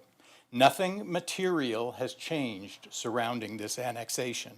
Certainly our unanimous opposition has not softened. We all understand that procedurally you have the right to change your mind. Just as on the larger political stage, individuals have the procedural right to challenge election results. But exercising our individual rights is often not what's best for our city or country. I'd like to suggest that the invitation at this moment is not for you to exercise rights that can only foster civic cynicism, but take one small step to help restore the public's confidence in city leadership. The optics, after all, of councilors supporting unanimous public opinion while those citizens are in the room, and then quietly doing an about-face when that discussion is closed and they've all gone home, that's hardly a healing narrative for a community. So our appeal to you is to take a breath. At this time of deep distrust of government at every level and leading up to election season, show the community you have the wisdom and commitment to do this right. The Bond Farm neighborhood is up against a tsunami of change with the development of 70 homes being proposed adjacent to this property. Annexing this now could theoretically add almost 20 more units to that total. But huge questions remain about how we'll manage the increase in traffic, the drainage issues related to this sloping site, the infrastructure supporting it. Let's take this growth a step at a time, learning along the way, then responding wisely so we don't permanently disfigure a neighborhood that has been building organically for 100 years. I respectfully ask that you not reverse your decision on this annexation. but instead give yourselves to study and understanding how we're going to grow this neighborhood wisely. Let's cultivate a clear vision for this historic part of Old Town Longmont and then develop incrementally, guided by that wisdom. Thank you for your consideration. Thank you, Mark. Chris Conklin.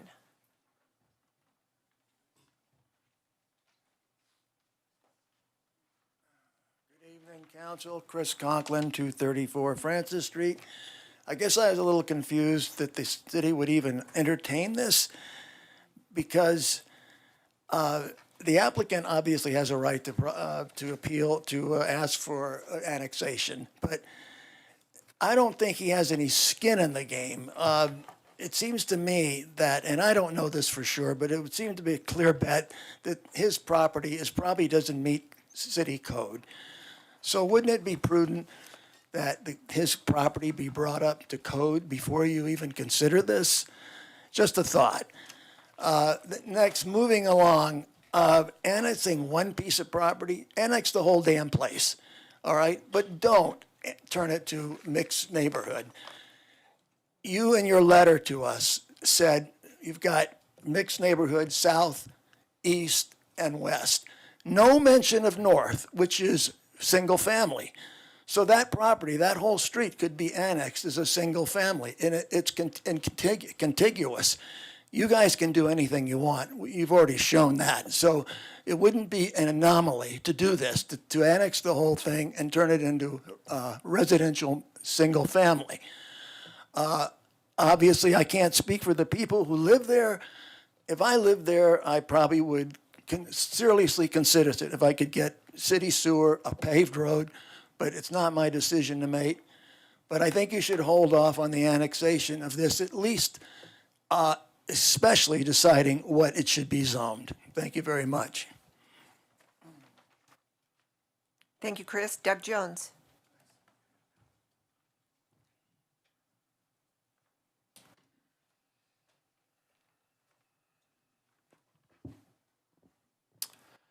Good evening, Mayor and Council members. My name is Doug Jones. I live at 243 Sherman Street.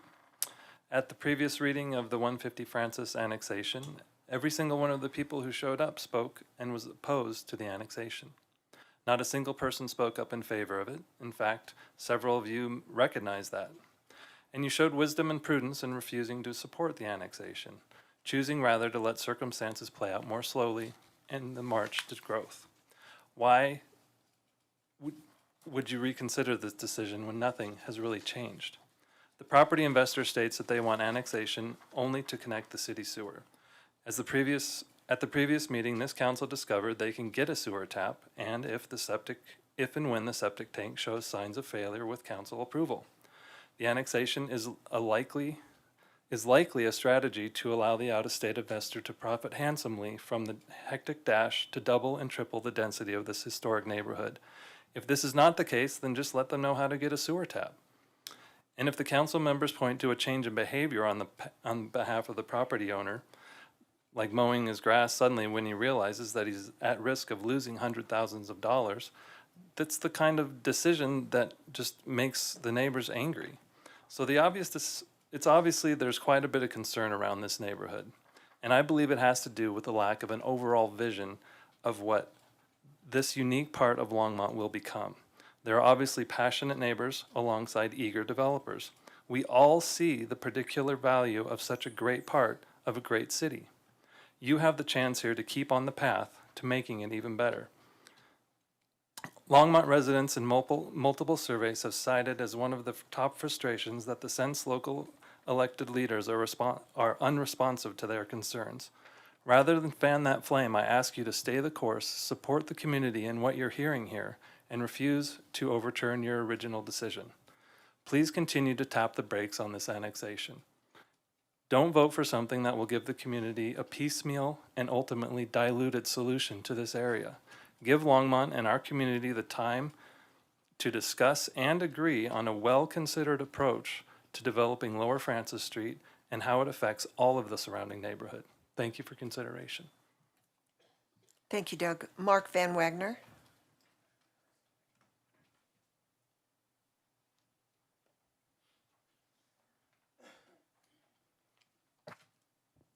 Good evening, Mayor Peck and council members. I'm Mark Van Wagner, and I'm the owner of 150 Francis Street. My wife and I would like to thank the City Council for reconsidering the application to annex our property into the City of Longmont. The first thing I'd like to state is that I'm a property owner, not a developer. I went to high school and college in Colorado, and I lived here for 10 years in Longmont. I have 12 family members who live in the Boulder, Denver vicinity. I'm an artist and I live on Long Island, but I travel back and forth to Colorado often. I bought the property at 150 Francis in 1998 with a friend, and together we spent 4 months cleaning it up. The property was littered with abandoned tools, toilets, sinks, bathtubs, animal equipment, manure. We renovated and updated both houses. In exchange for reduced rents, we have an agreement with our tenants that they are to maintain the landscaping. They fell behind this year due to all the rain. As of August 15th and September 7th, I hired landscape crew and tree trimming company, and along with the tenants, we've made a concerted effort to clean up the property. I will continue to supervise. Back in 2017, we were approached by the previous developer of Bond Farm to grant an easement for a public gravity sanitary sewer main through our property in exchange for paying the cost to switch our homes from septic to sewer. We thought this a great opportunity to end septic maintenance and become more environmentally friendly. Initially, discussions with Don Burchett and Brian Schumacher about acquiring a sewer tap were held in 2018. We were advised by the city it would be more cost and time effective to annex to the city of Longmont ahead of any planned sanitary sewer installation to ensure we had all the paperwork in place for such a connection to be permitted. When the application was initiated in 2020, we had only included the 150 Francis property, but ultimately, per the request of the city, we included the alley to the east of us, which is a county enclave as well, along with a right-of-way for Francis Street and a portion of Spruce Street into the application annexation. There was clearly some awareness this area is an integral part of the Envision Longmont plan, especially for utility and access purposes. As stated in the annexation agreement, the owner agrees that any non-conforming structure shall be removed by the owner upon request by the city. I've agreed to that. In conclusion, I would like to reiterate that the annexation process has spanned 5 years of efforts and costs. We have followed all the city's recommendations, and in February 2023, our annexation application was approved and recommended by the Planning and Zoning Commission 6-1. We've acted in good faith. We hope the City Council recognizes our efforts. Thank you. Thank you, Mark. Is there anyone else that would like to speak on public hearing on this issue? Seeing no one, I'm going to close the public hearing. Sure, if it's on this issue, Diane.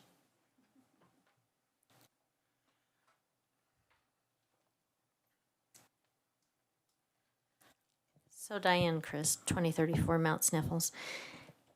And so it occurs to me, and a smart Boulder County judge once said to me that people are happier with decisions that they have a part in making. And I think that's very good advice. And it seems like, in regards to this Bond Farm issue, that the council is put in the position of making one side the winner Excuse me, or Diane. one side the loser. Diane, Yes. this is not a Bond Farm issue at all. Okay, well, the annexation in the Bond Farm. No. Okay, the annexation of 150 South Francis Street. Is that right? Okay. So it seems like the battle lines are being drawn, is where I'm going with this. So I'm just wondering, do you still have time to do arbitration maybe? See if there can't be a compromise between both sides, something that satisfies both sides of the neighborhood, and if that is still a possibility. So just some thoughts. Thank you. Seeing no one else that wants to speak on Bond Farm, no, I'm sorry, no, I'm saying it, 150 Francis Street annexation, I will close the public hearing. Before council gets to speak on this, oh, Does staff have any questions or concerns? Nothing. We need to ask questions if you come up. So we need to make a motion in order for council to discuss this. I'm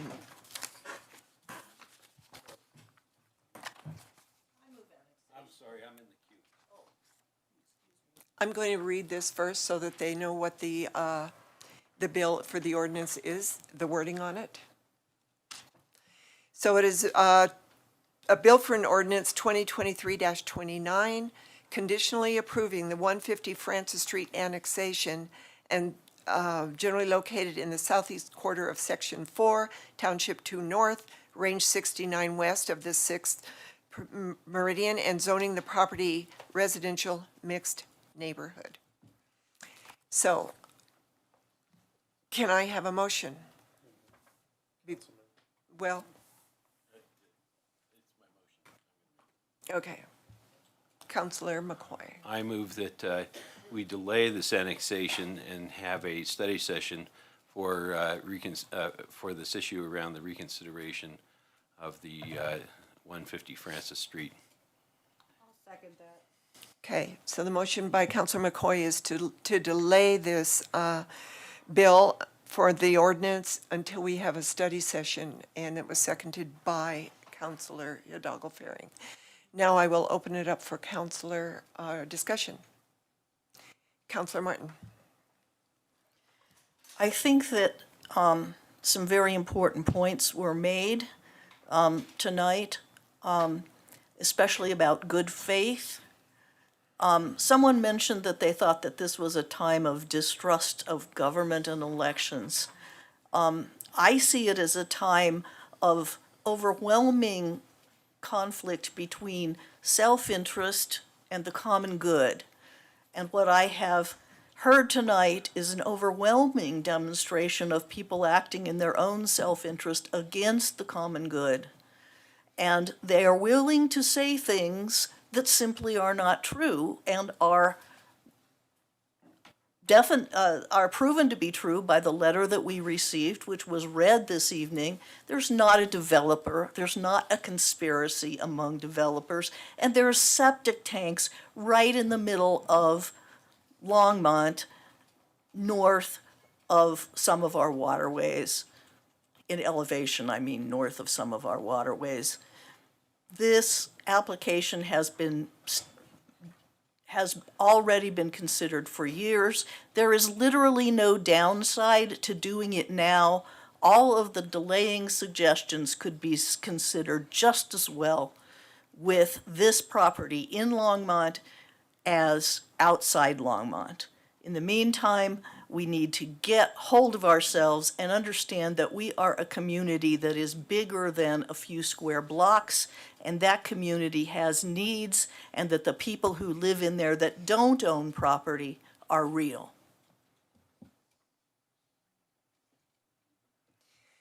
Councilor McCoy. Thank you, Mayor Peck. Well, every day, code enforcement goes out into the community. They ask people to mow down their tall grass and pick their excessive weeds and cut down the low-hanging branches that hang over city sidewalks. The expectation of just cleaning up the property was done quite a while ago, that they knew that they had to keep this up. This is a unique situation. This property is something that we really have to look at in the sense of why do we want to go ahead and annex something when a simple sewer tap would have sufficed? And secondly, we've got a lot of things that we put in as infrastructure to fix, that would have to go in to fix this. I will grant the applicant the issue around maybe a sewer, a septic system and a water situation. But the thing is that I don't think we had to get to this place if they were really putting in just that. And it just seems like they're throwing everything at the wall except for what really needs to be done. And if it's just a sewer tap, then go ahead and put that in. Don't the city can help you with that if that's, and grant that to you, but I don't think that that's really the issue here.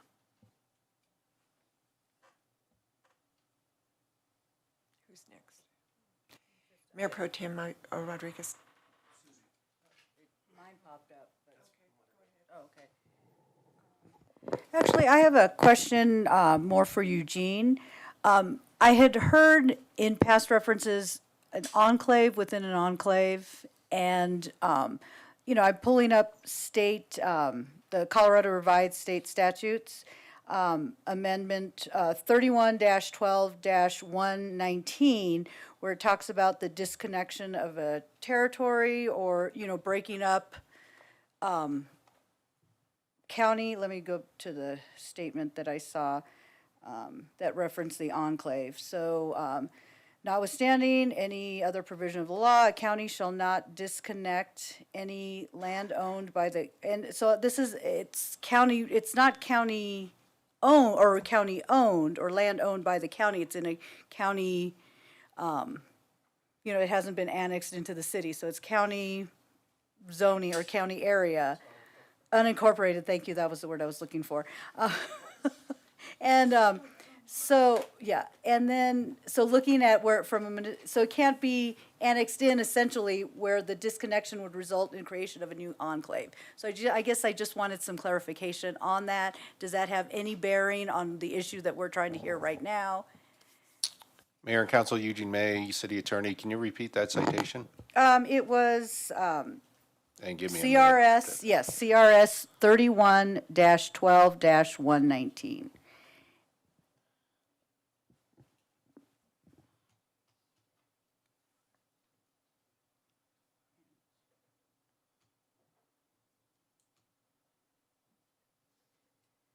Can I get a minute, or do you want to keep going and I You can know what, read we it? can answer other questions. I Yeah, it just, you know, as I was hearing some conversation, I just did a quick search of that.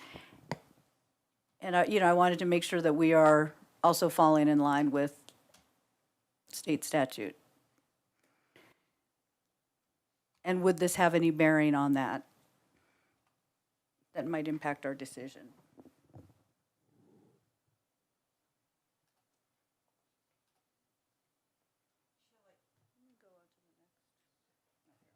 Eugene, I think I'm going to call on Mayor Pro Tem while you're looking that up. Thank you. Mayor Pro Tem Rodriguez.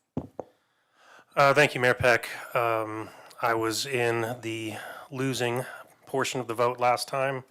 I come to City Council having done my homework, so I'm not rushing anything. I am very well aware of the annexation process. I'm very well aware of this particular property, its contiguity, which is part of the annexation requirements, which it does meet statutorily. I believe, I'm not the lawyer, but I believe kind of the statute you're citing, Councilmember Hidalgo Faring, is kind of more referring to flagpole annexations, where you'll have, yes, one piece annexed that's completely surrounded, an enclave within an enclave, right? So I don't think this would technically meet that, but I'll let the lawyer speak to that. My concern with the motion on the table is by delaying and adding a study session on this item is that we're again allocating more staff time and more staff resources to something that I think that we're all most likely prepared to vote on tonight, regardless of the outcome. So I will be against delaying a decision. Eugene May. Mayor and Council, I'm looking at 31-12-119, disconnection of territory. This is referring to landowners who have annexed, have not been served by a municipality, and then want to de-annex because of the failure to serve more than 3 years after annexation. So I don't think it's applicable in this situation. Okay. Seeing no one else, I'm going to weigh in here. And it was when Mayor Pro Tem reminded council that we voted not to force annex an enclave. And when he wanted the 150 Francis Street to be annexed, for me, it is the definition of an enclave. For me, the definition of an enclave is the entire property that is owned by another entity, for example, Boulder County. So it is all the land in my definition of what an enclave is. But trying to figure out what this is, I read all the state laws and acts regarding the question of whether the entirety of an enclave has to be annexed, and not finding anything, I reached out to Nicole Myers on the state. She is the managing senior attorney and assistant team leader for the Office of Legislative Legal Services.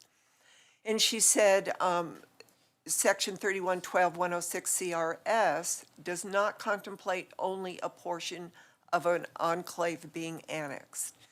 Her thought process was, I think this section is used when the municipality intends to annex the entire enclave. My concern with what our city is doing is that I'm afraid we're going to start piecemealing annexations. And I'm wondering, and I would like, is Mr. Bruchette, yeah, there he is. In this annexation, are we also annexing part of Spruce Avenue?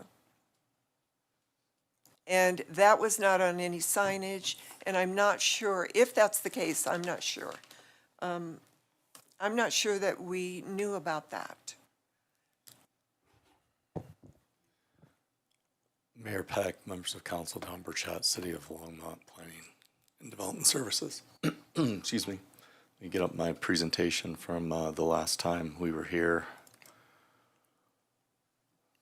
The council last voted. If I can get it to come up. So what you have on the screen is my PowerPoint presentation. Slide 3 was the map that showed the annexation. So in the red is the annexation boundary. That red of the annexation boundary shows the blue parcel, which is the 1 acre parcel owned by the applicant, 150 Francis. The remaining red area, the T, so to speak, includes all of Francis Street right of way and includes a portion of Spruce Avenue along the south side of the right of way that we currently have in our city. There is half of a right of way approximately that is technically in Boulder County, that is Spruce Avenue, and it goes along the frontage of this old subdivision, and we are annexing that. So is that going to be part of this, or is that a separate annexation? No, it is part of this. It is all of this. The blue just shows you the property proper, the 1 acre of land that the applicant owes. The red is the boundary of the entire annexation. That's what this was showing when I did my presentation a month or so ago. Okay, and I didn't quite get that, so thank you for You're welcome. bringing it back up. So I am not going to vote for this annexation until council decides how we're going to do annexations in this city. I am totally against piecemealing them, of bringing in one property on an enclave and giving one property in the neighborhood city services.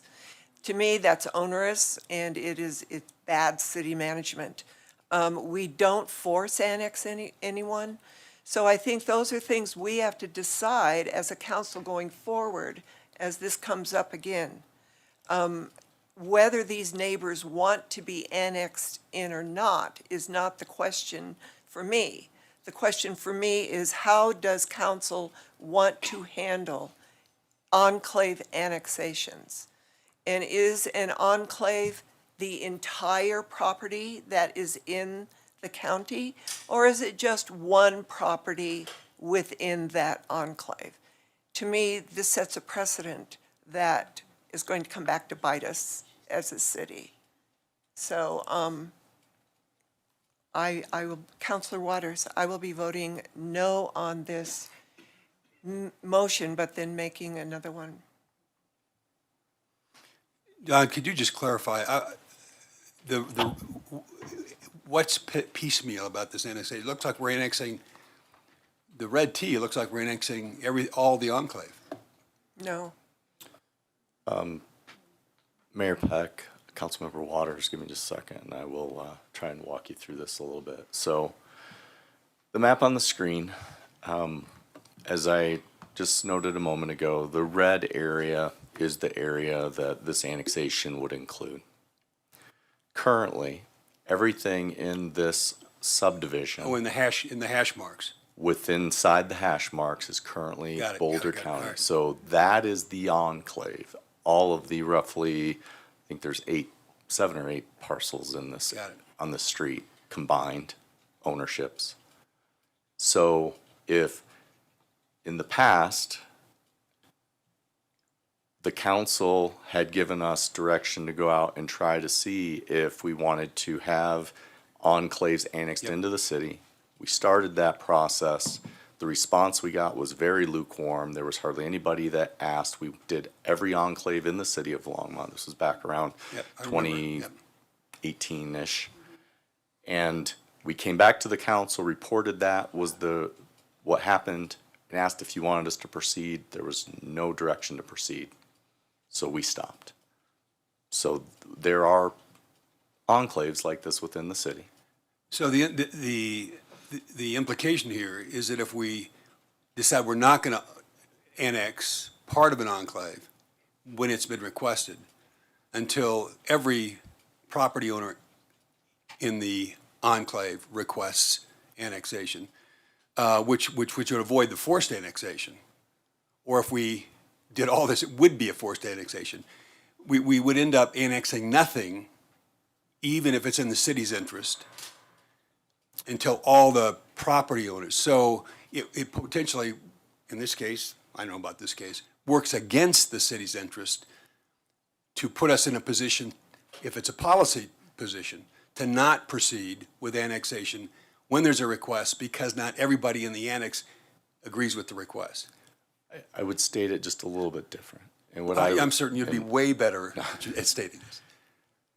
What I would say is that it's a council decision based on the location and the specifics of the area that you're looking at annexing. Some areas, the council may make the decision that annexing the entire enclave is to the benefit of the city. You can plan it all together. You can look and share infrastructure costs, things like that. But we also do annexations of property that are technically enclaves all the time. Yeah. But they're larger parcels and they're not surrounded by an existing development. So that is another policy decision the council makes when they choose to annex property into the city of Longmont. So it is a policy decision of this council and basing it on the information you have at hand. I appreciate your response. I'm not persuaded by what I just heard. I'm going to vote against the motion as well for the study session, and then I'll weigh in and cast my votes as we move forward. Thank you.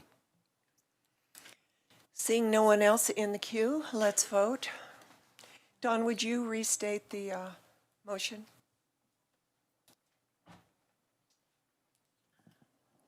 I captured it briefly. We'll see how I did. The motion was to delay on this ordinance or this annexation until a study session could be held to consider all of the information council needs. Okay, thank you. Let's vote.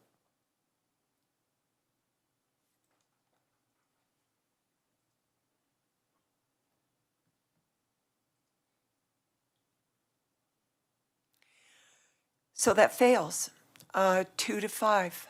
2 people, Councilor Hidalgo Faring and Councilor McCoy, voted in favor, and myself, Councilor Martin, Mayor Pro Tem Rodriguez, Councilor Yarbrough, and Councilor Waters voted against.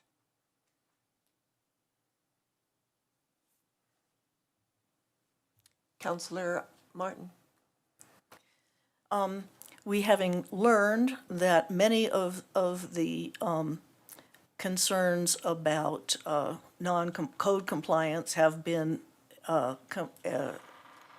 explained and mitigated already, and also observing that if there's more code enforcement to be done, it's much more easily done with this parcel inside the city than outside the city.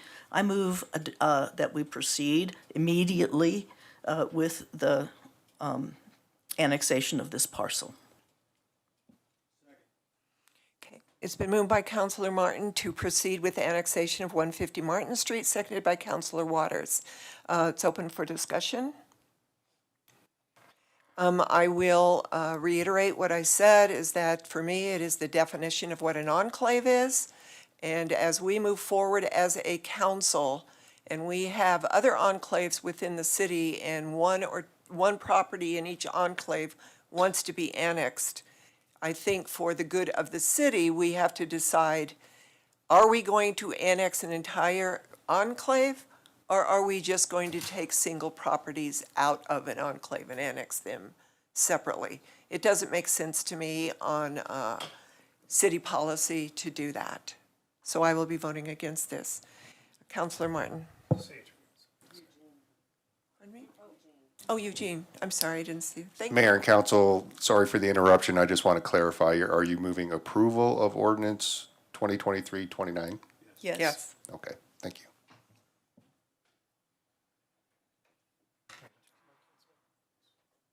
Did you want to speak again? Yes. I would just like to say, sorry I got a little derailed there by not speaking when I expected to. I would like to ask a question about what the current precedent is, because I would expect and believe that when a tract of land has requested annexation, we don't necessarily consider anything other than the specific statutes about what adjacency to the existing city are required.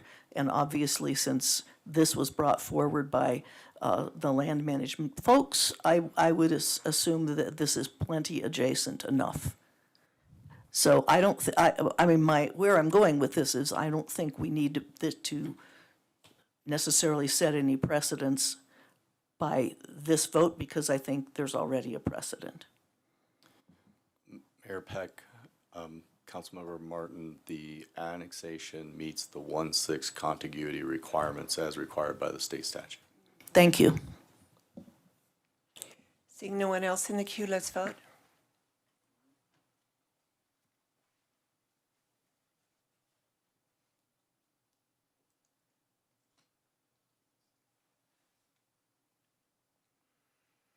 And that carries with myself, Councilor Hidalgo Faring, Councilor McCoy in opposition, Councilor Martin, Mayor Pro Tem Rodriguez, and Councilor Yarbrough, Councilor Waters. I am a hard time saying that. In favor. Thank you, everyone. Thank you for caring about your city and being vigilant. I do have a question, though, for, I don't know if it would be for Glenn Van Nimwegen, for Harold, or for Dawn, but I did receive yesterday in my email an Adobe document to sign for, let me pull it up and I'll just read it to you. Now, I didn't sign it, and I need to have it explained to me. Mayor, if I might, our office, Don Quintana City Clerk, our office routes those documents to you for signature, so we can look at that and see what that is. Well, it was to sign for this annexation as though it had passed yesterday. And it was all signed yesterday. And I thought, we haven't even had the meeting yet or the vote. Yeah, it's not completed, not executed. We don't final execute until the day after the meeting, pending what happens at the meeting. So I haven't attested, I haven't finished those, so it's part of the routing process. Happy to look at that particular item. Yeah, it should have come to us Wednesday, come to me Wednesday. Come to you Wednesday, yes. As well as the Upslatin one came to me yesterday, and it was signed by all parties on the 11th, but we didn't have it on the agenda until today. So we will look at that tomorrow. Yeah, please. Yes. That was very frustrating to me. Okay, we are now at the 2024 proposed budget presentation.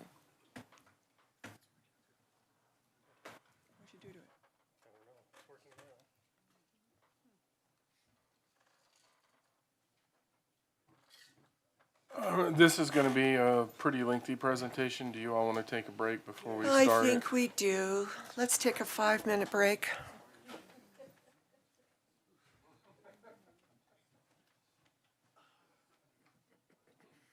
I still think we need to define what an enclave is.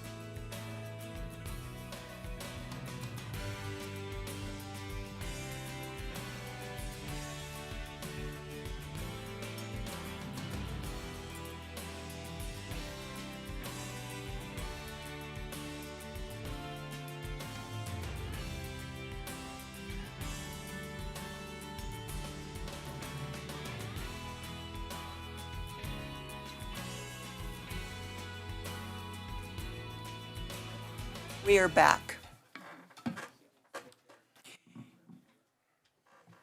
So Teresa Malloy, welcome. Good evening, Mayor and City Council. Therese Malloy, Budget Manager. So we do have a few topics for you for our budget presentation this evening. We're going to cover employee compensation and benefits. And so you're going to hear from Joanne in regards to our 2024 pay plan. And then Jim's going to cover our retirement plans and the health benefit fund. He's also going to talk about some insurance funds. And then we're going to move into the budget summary, high-level overview in total, talk about a few revenue projections, the general fund budget summary, general fund reserves, and then the use of general fund balance, and then finally wrap it up with the public safety fund budget summary. So, Joanne. Good evening, Mayor, members of council. I wanted to talk today about the employee pay plan, and we also have a little bit of additional information in regard to the 2023 compensation study, since the pay plan was based on that. So as you may recall, the city did contract with Mercer in 2023, and we conducted a compensation study for the city of Longmont. We did have 4 different things that came out of that compensation study. So the first thing was the compensation assessment, and the second was a review of our current pay plan. The third was a review of the city's paid leave, and the fourth is some recommendations for consideration. In regard to the compensation assessment itself, there were 151 jobs that Mercer took a look at to be benchmarked. We were able to successfully come up with a match for 106 of those jobs. So we also did go ahead and backslot 102 jobs, and what that is where we had those 106 matches. We took positions that were consistent with those matches, and we then created a benchmark that would align with those original matches. We used a number of different surveys, so those are listed here. Those are new surveys for the city, but they are surveys that are a little bit more widespread, and we think that it's going to give us a lot better match to the market.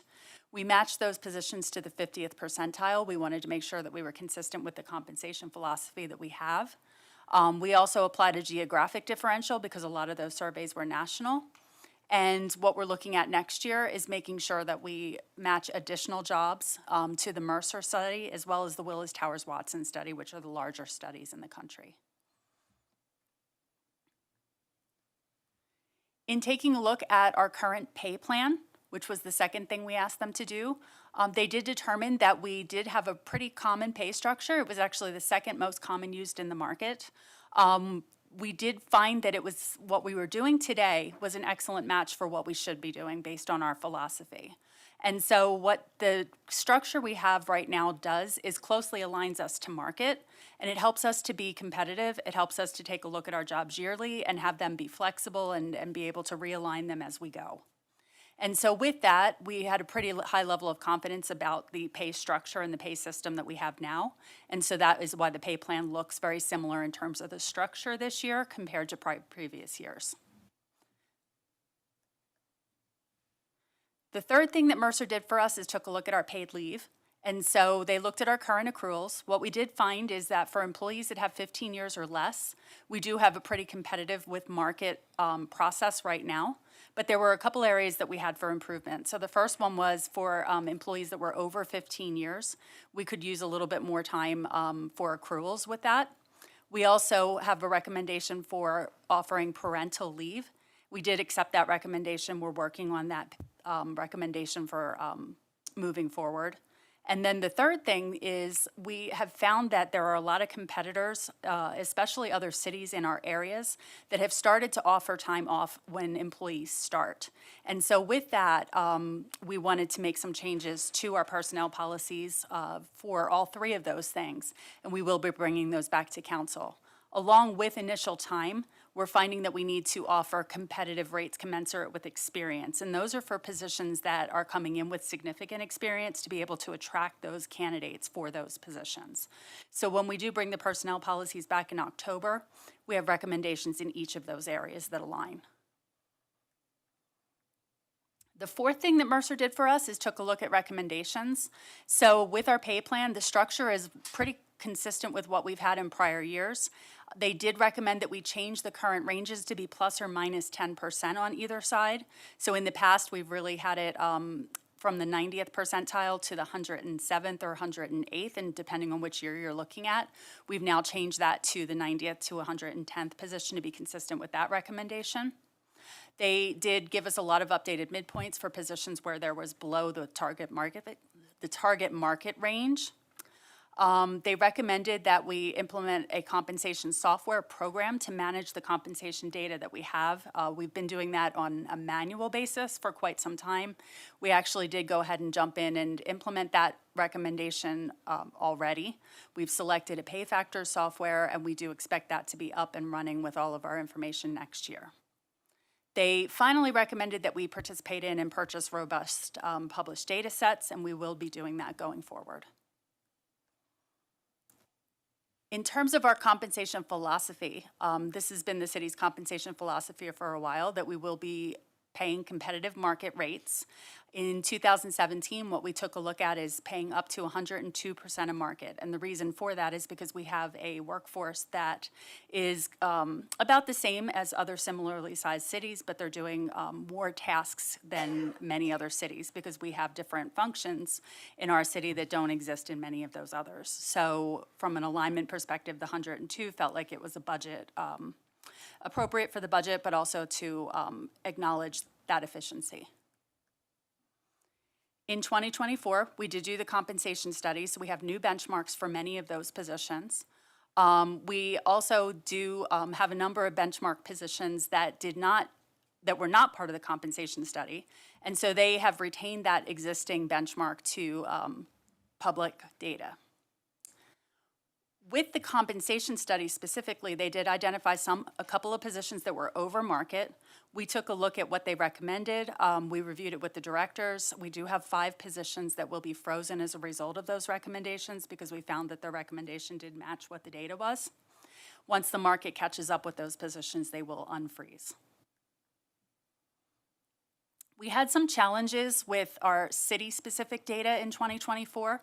Employers Council has traditionally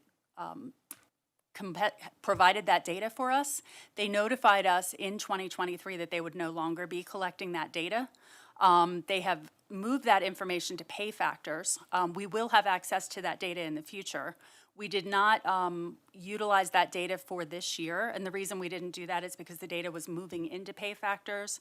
It was moving pretty consistently as we were looking at it, and so we didn't have any sense that the data was stable enough to be able to use. Those positions we aged for the pay plan that you're seeing in 2024. Before Joanne goes on, one of the things that really hit us when we talked about Mountain States and what occurred is it wasn't just Longmont that it hit.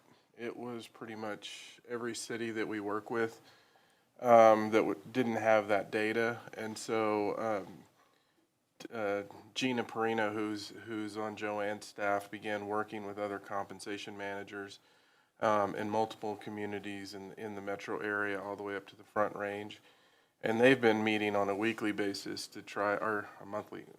They were meeting started weekly now, trying to figure out what they were going to do. So every city that had positions with that Mountain States data, I think, is taking the same approach of aging it forward and then knowing next year that the data will all come together.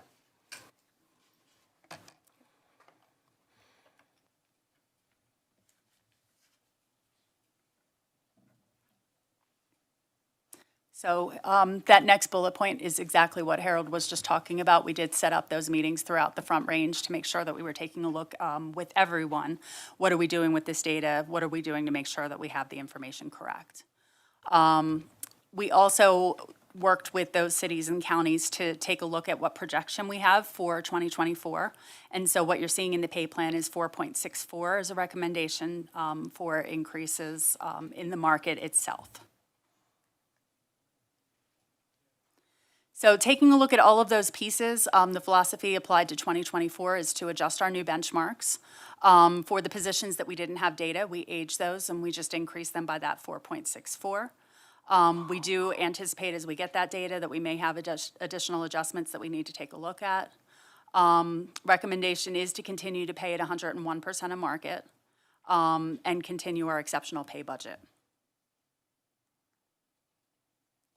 Some special recommendations for collective bargaining. They do have a contract, and so because of the contract, the recommendation is to go ahead and follow the contract. I guess that's more than a recommendation. We do need to follow the contract. For LPC, our step positions, we're going to continue those on a step rate because the benchmarks in the market is showing step rates. So we just increased those step rates, but we kept the rates consistent.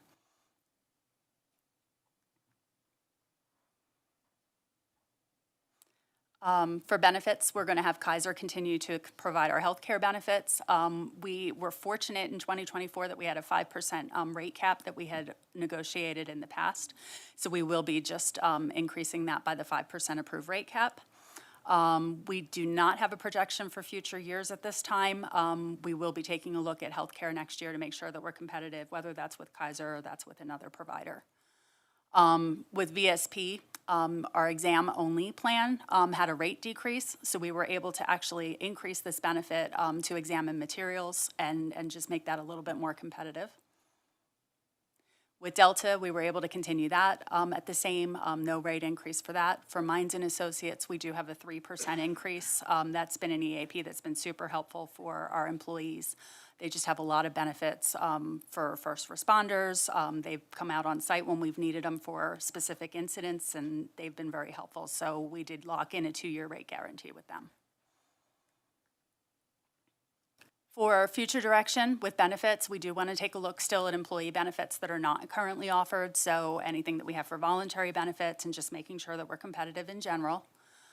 We are going to re-benchmark those positions that do have the new data sets once we have those through pay factors. And we still have that 102% as the target for salaries as our budget allows and as conditions allow. Questions?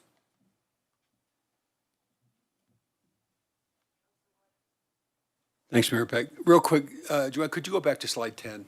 I just want to make certain I'm clear on, 10. Slide 10.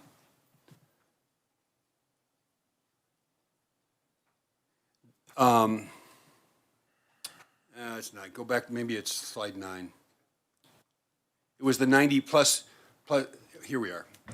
The current range is plus or minus 10%.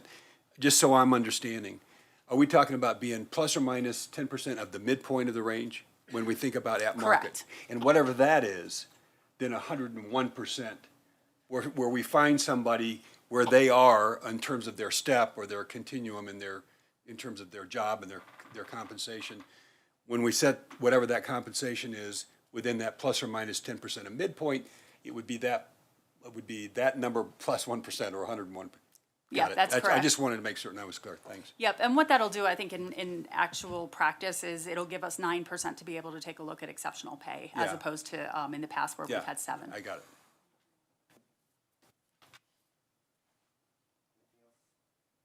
Anything more on pay? Then we'll jump into the retirement plans. So as many of you know, the city maintains 3 defined benefit pension plans. 2 of those are closed plans, meaning that there's only a few remaining members in them, and that's the police plan and the fire plan. They got about 7 or 8 members in each of those plans. But those 2, along with the general employees retirement plan, are all invested together in one large master trust. And as you're probably well aware, 2022 was not a great year for investments. And so the trust investments lost 13.7%. And the data that I'm going to be showing you here is all based on the end of 22, the first dated the first of 23. So that impacts as the results of our investment performance in 22. So on the old hire plans, the police plan has an unfunded liability.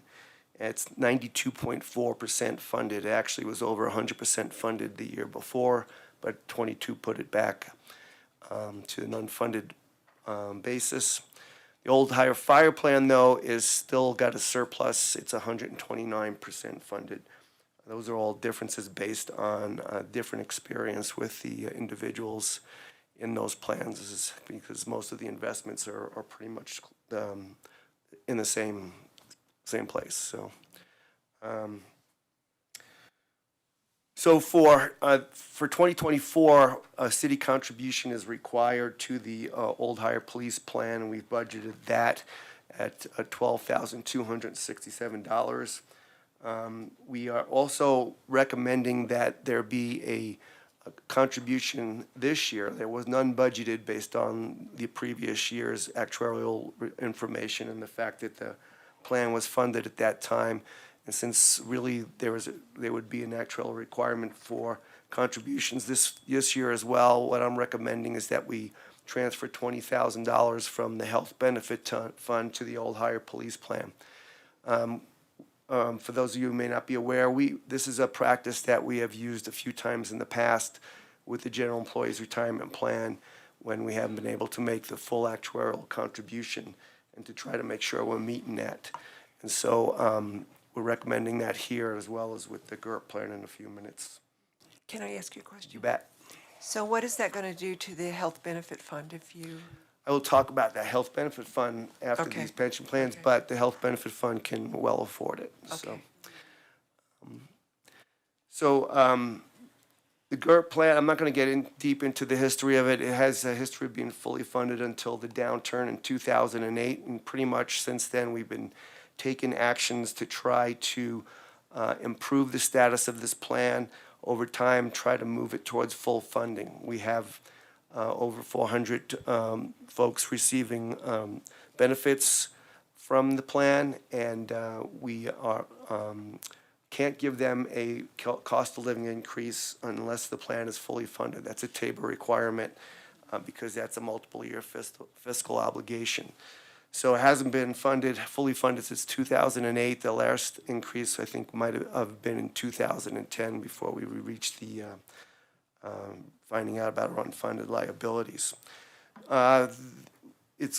We have made changes to the plan, changed benefits over time in about 2012. We changed our funding policy in 2016. All these in trying to help us get towards that full funding, but it's a long-term goal. It's going to take a number of years. We are amortizing unfunded liability over 24 years from January 1st of 2021. So under the best case, that would be that we would reach it in 2045, which is quite a ways off. When a pension plan is measured, they look at our gains and losses over 5 years. They smooth them out so that we're not recognizing them all in 1 year. Otherwise, the contribution requirements would be jumping all over the board. So what you're seeing is based on the smoothing of those results over 5 years. And unfortunately, that 22 made a big difference in those 5 years. We were actually, before this year, we were sharing some of the gains from previous years, and now we've got losses that we're sharing over 5 years. So we have an unfunded liability in the GURP of $41 million, is 82.8% funding. That's down from 86.3% funding. 2 years ago, we were about 82% funding, so we're back down to about the level that we were then. Our contribution requirement is increasing from 14.9% to 15.4%. And we get this actuarial information, even though it's as of the first of the year, we get it in August. We just received it last month. So the best we can do is work it into our budget for the following year. That's why we have to go to that health benefit fund to try to make up the contribution increases for the current year that we weren't able to budget for. So what we're doing for for next year is we're increasing the city contribution requirement from 9% of compensation to 9.4%. And in turn, we're doing the same with the participants, which we have 2 tiers of participants based on when they entered the plan. If it was prior to 2012, they're a tier 1 employee, and they have to make a 6.6% contribution currently. That would be moving to 7% next year. And tier 2 employees are 5.6% contributions, they'll be moving again also up 0.4% to 6% next year. And then what we're recommending is that we make a $700,000 contribution from the Health Benefit Fund to the GURP in this year. And any of these transfers that I recommend for you tonight, I'm not asking for any direction. I'll be bringing to you a resolution for each one of them next month for you to consider at that point in time. We'll just bring them to your attention here tonight. So then moving off of the general employees retirement plan into the current police and fire participants. A couple of years ago, council did approve them moving into the FPPA state system. This is the breakdown of our participation currently. The first four lines there in the table there are made up of the participants that had that opportunity to either stay in the city plan, which is the defined contribution plan, or move into the FPPA plan, which offers either defined benefit or a defined contribution.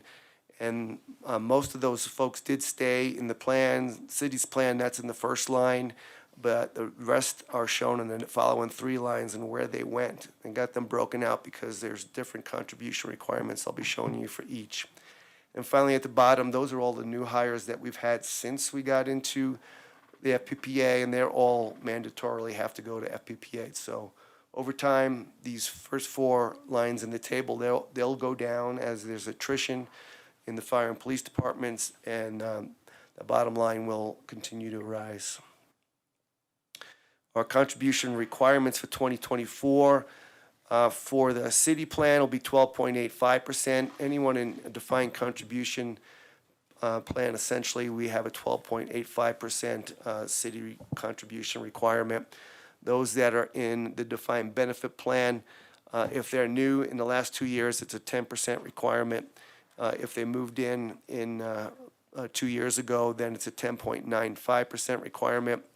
Those odd amounts of 0.85 and 0.95 may actually go away. They'll either be reduced or go away entirely in January. FPPA will let us know what that outcome will be, but after 2 years, they were supposed to let us know how much that additional amount drops down to. It's all based on what kind of actuarial liability those new participants brought into that plan. So we'll be budgeting at these levels, and we'll know in January what we have to actually contribute at. That's it on the pension plans, unless there's a question on that. I'm going to talk about the health benefit fund now. As Joanne mentioned, our benefits costs we have a 5% increase in costs from Kaiser. That's our major cost in the health benefit fund is our health benefit insurance coverage. We also have other insurance coverages that are paid from this fund, and a few other benefits I'll talk about in a few minutes that also get covered from here.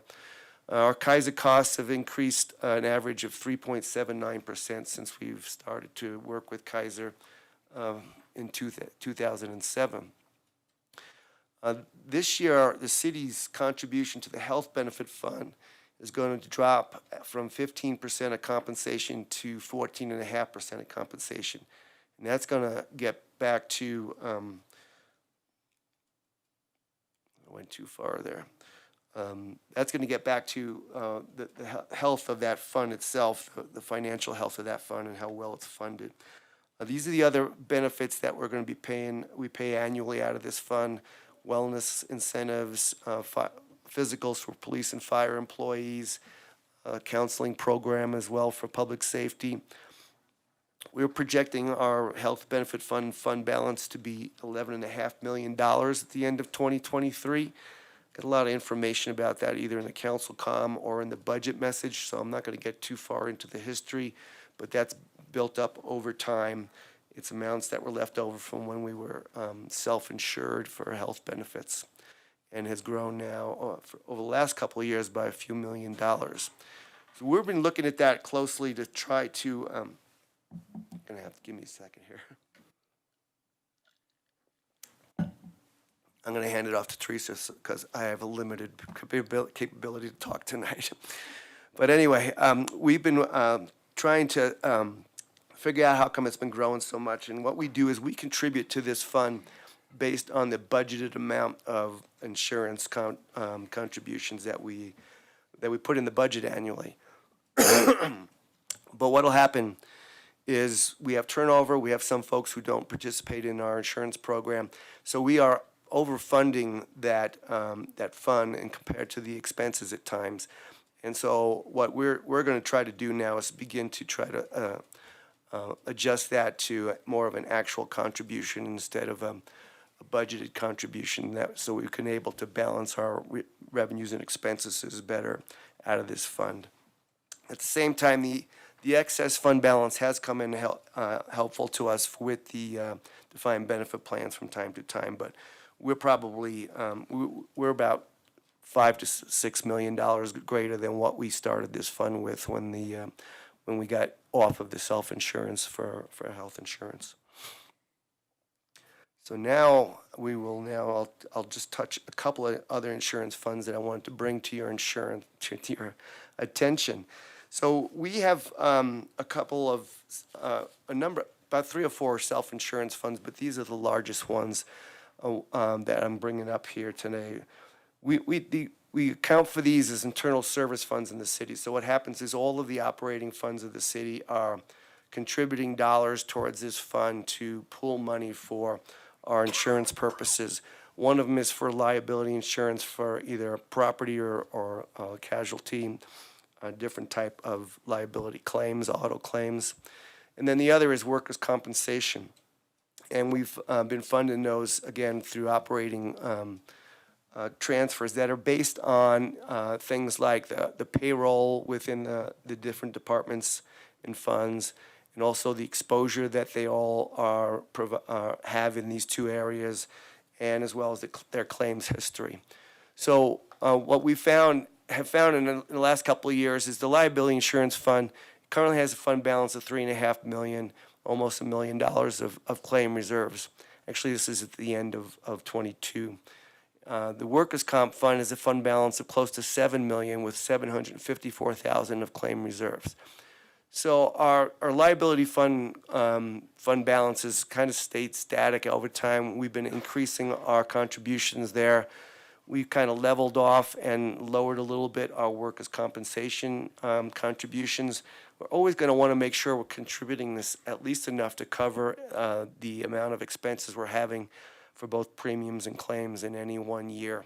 So we're not going to go down below that point. We don't want to live off of the fund balance to pay our claims, because if we do that, we'll be in a position at some point where we're not going to have that funding available to us on an ongoing basis.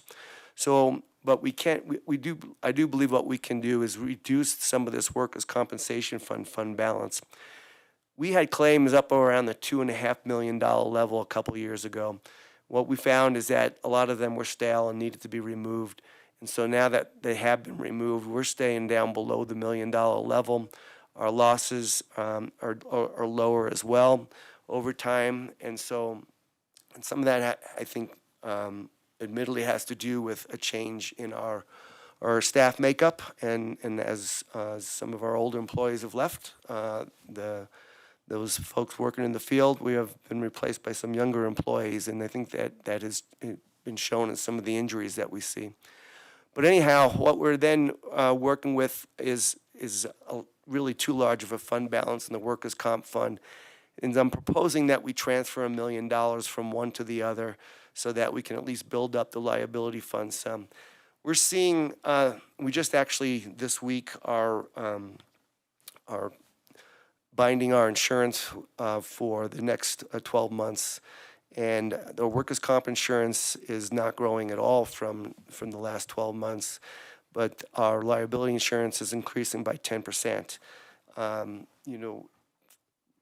Cyber liability has been a big issue for governments, or for everyone, but certainly for governments. What we do is we use this liability self-insurance fund as the reserve fund to pay our claims. And if for some reason, we had to pay off a large cyber liability or if we had to pay some sort of ransom, we would go to this insurance fund to pay that. And so that's why we kind of feel like that fund needs to be built up a little bit more. I'm aware of a number of public entities that have had to deal with that occurrence. So that's why I'm recommending that transfer of $1 million, and then we'll assess it again next year to see where those funds are at. And with that, I'm going to surrender to Teresa. Are there any questions? You bet. Could you just back up one slide, Jen? Just to help me understand the difference between a fund balance and a reserve claim balance. So the reserve claims are we have set reserves for all these claims that are representing incidents or injuries. Is that part of the fund balance? It's in addition to. It's in addition to the fund So balance. it's the $7 million for workers' comp is a fund balance, and then you've budgeted in addition to that, the $754,000 for claims that might occur in 2024? No, actually, no. So we have a fund in our let's say our liability and shelf insurance fund. It's about $4.5 million of assets. 918,000 of it is set aside for open claims, and then the rest of it is a fund balance that is basically unreserved, undesignated, but can be used if needed for, as I mentioned, things like cyber liability and such.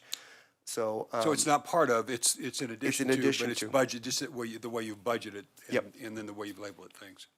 Okay.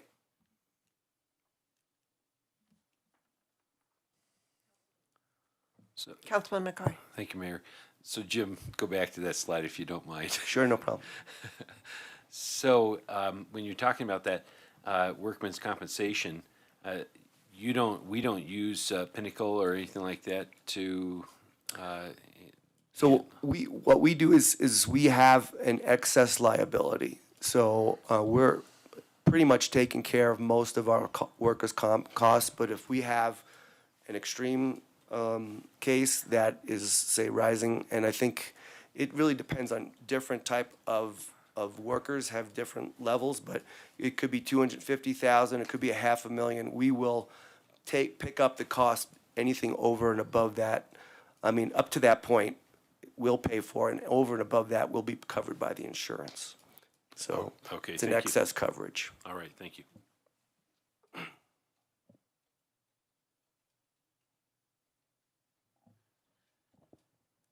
All right, we're going to move into the budget summary. And I did want to bring to your attention two attachments that were with the council communication. Attachment E, which compares the 2024 proposed budget to the 2023 adopted budget by fund. And attachment F is that same comparison, but we have also included CIP versus operating costs, so by fund as well. So our total 2024 budget is $44.52 million, and it is 31.43 or 7.61% greater than our 23 adopted budget. It includes 45 individual funds, and many of the large increases or decreases from 23 in those funds is really due to capital expenses. And the budget does include the first year of our 5-year CIP, which is $63.99 million. And that was 63.04 in 23. So just a little bit on the CIP. There are some pretty major increases and then some that are decreases as well. So for the decreases, we are seeing decreases in CIP in the street fund for just under $6 million. In the sewer fund, a decrease of about $3.32 million. Sorry, that's the sewer construction fund. There's also a decrease in CIP for the park improvement fund of $1.86 million. as well as the 2.7 million for the Park Improvement Fund, 1.86 million for the Conservation Trust, and then a decrease in the Gulf Fund of 1.5 million. And then the few funds where we're seeing CIP increases is in open space, about 5 million there. In the sewer fund, 1.5 million. In the public improvement fund, another 1.5 million. And then in the storm drainage fund, just under 1.3 million. And all of that is laid out fund by fund in that attachment F that I just referenced. So moving on to just a few revenue projections in our budget. Sales and use tax revenue projections, our performance through July for combined sales and use is 2.5%. That's made up of 5.1% for sales tax and a decrease of just under 10% for use tax. And you have gotten all the information from Jim on a monthly basis in regards to our actual performance. We are projecting to end 2023 with a combined increase to sales and use tax of 2.23%. So 5.6% for sales, and then a decrease of 14.9% for use tax. And then moving into 2024, we are projecting, and our budget includes a 3.49% combined increase, so 3.15 for sales and 5.7 for use tax. And that is across all 5 of our sales and use tax funds. And then property tax revenue estimates. So as you heard prior, we have a significant increase in property tax for 24, over $7 million in total that is included. And preliminary valuations were received in August, but we will not receive our final valuations from both the Weld County and Boulder County assessors until November. So the way that we are utilizing that $7 million in our proposed 2024 budget in the general fund is 3.5 million, little over 3.5 million is programmed to cover ongoing expenses. And then another second 3.5 million is for one time, pending final assessed valuations, and then Proposition HH, which is on the ballot for this fall. And that's why we've set aside that 3.5 million and are only using it from a one-time perspective.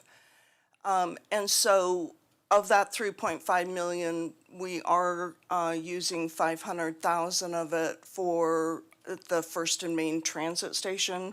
So that is being transferred in the proposed budget from the general fund to the Public Improvement Fund to cover costs for that project. And then the remaining 3 million, we haven't done anything with it at this point. It's just included in our budget as available one-time dollars that will can be designated once we know what the final assessed valuations are and once we know the outcome of Proposition HH.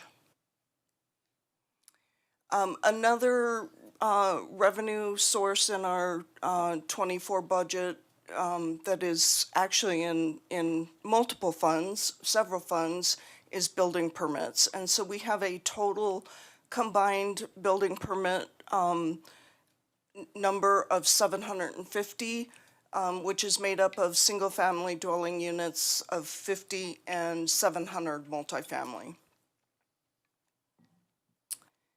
And then moving on to the general fund budget summary, and there is another attachment, and that is attachment G, and G and H, which I'll speak to as well here. So the general fund proposed budget is 2023 general fund budget was $104.2 million. For 24, we are proposing $112.9 million. So a pretty significant increase there.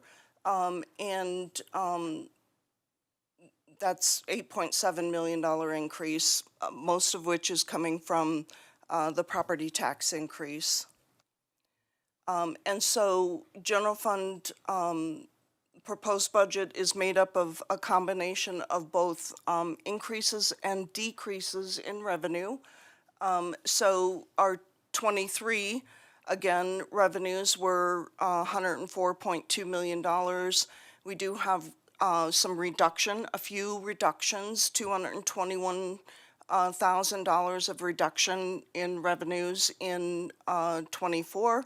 But mainly $8.9 million of increases for our total ongoing revenue for the general fund of $112.9.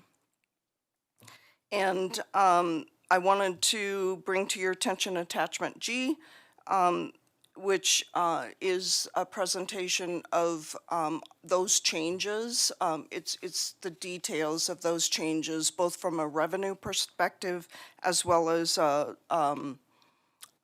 expense perspective. And then attachment H is a listing of all non-pay related ongoing additions. And it's laid out both by level 1 increases, level 2 increases, and then the ongoing that is associated with one time. So a little bit more about the general fund proposed budget. Our major decreases in ongoing are from the state marijuana tax of $50,000. We also have a decrease for our disconnect tag fees. Those are for utility billing of $42,000, and then a combined decrease of just under $40,000 for fines and forfeitures. Teresa, do you have a minute for a question? Yes. Counselor Martin. I can hold my question till the end. I thought I heard an end coming up, so if this is not the best time, I'll hold my question till the end. It's up to you. That's fine. You'd rather get through? Yeah, we can talk about it now if it's something that I've already covered. Oh, yes, it is. Okay, sure. It's, I'm asking because this is a question I get a lot, or I'm about to be asked for an explanation based on the questions I've been getting. I noted that that there's a decrease in the amount allocated to the street fund, and I'm getting a lot of complaints about the streets that were really bad at the beginning of the year still being unfixed. And then I'm also, we adopted Vision Zero, and so I would expect there to be an uptick in residential street rework because of that. So what were the factors that would cause the street fund to go down facing those concerns? I think that was primarily capital projects, but if you remember the presentation that we gave you all last week, what you saw in that budget proposal that we're giving is we actually increased a substantial amount of funding for Vision Zero in the street fund, which included positions. We also talked about additional dollars. We pushed up the rehabilitation fund to deal with the street issues.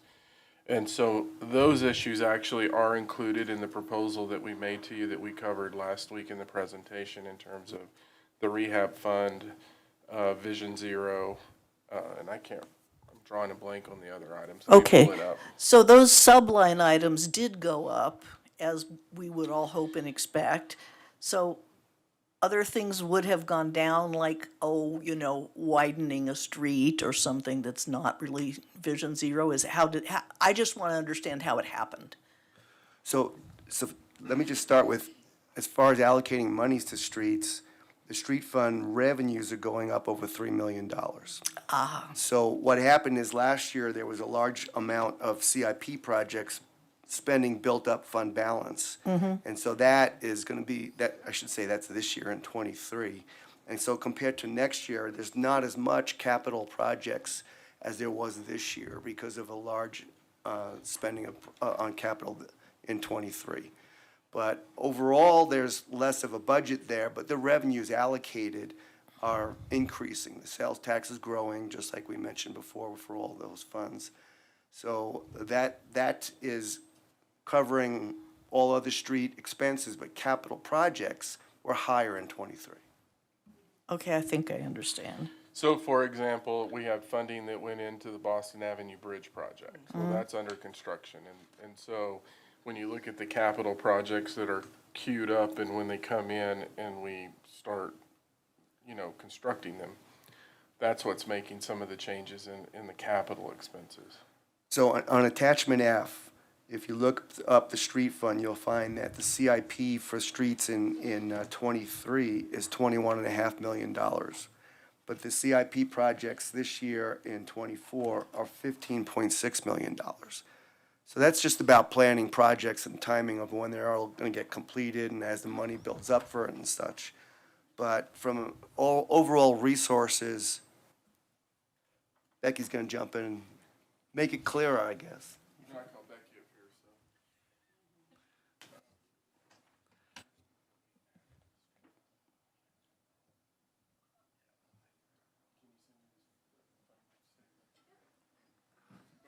Send me the fund statement so I can go over that again, but,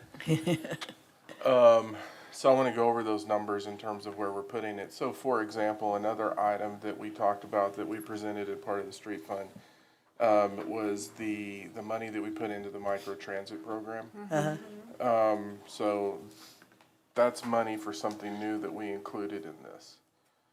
So I think what I would say is to folks in terms of Vision Zero, Jim talked about in last week's presentation how we are putting additional money for signal work. We're doing signal work on Main Street, transitioning the signals. They put more money into the neighborhood program.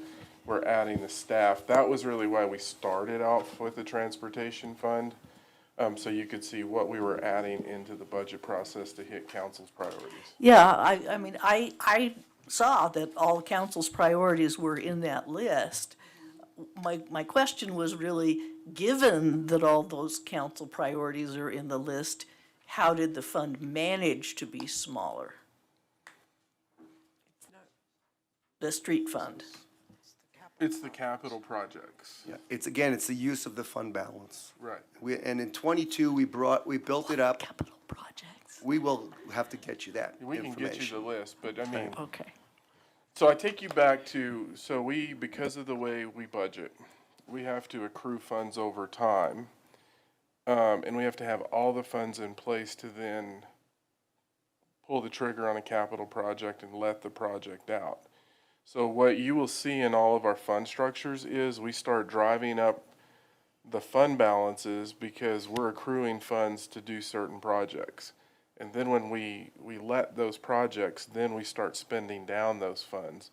So it's the fund balance related to the capital projects that you're seeing in the decrease.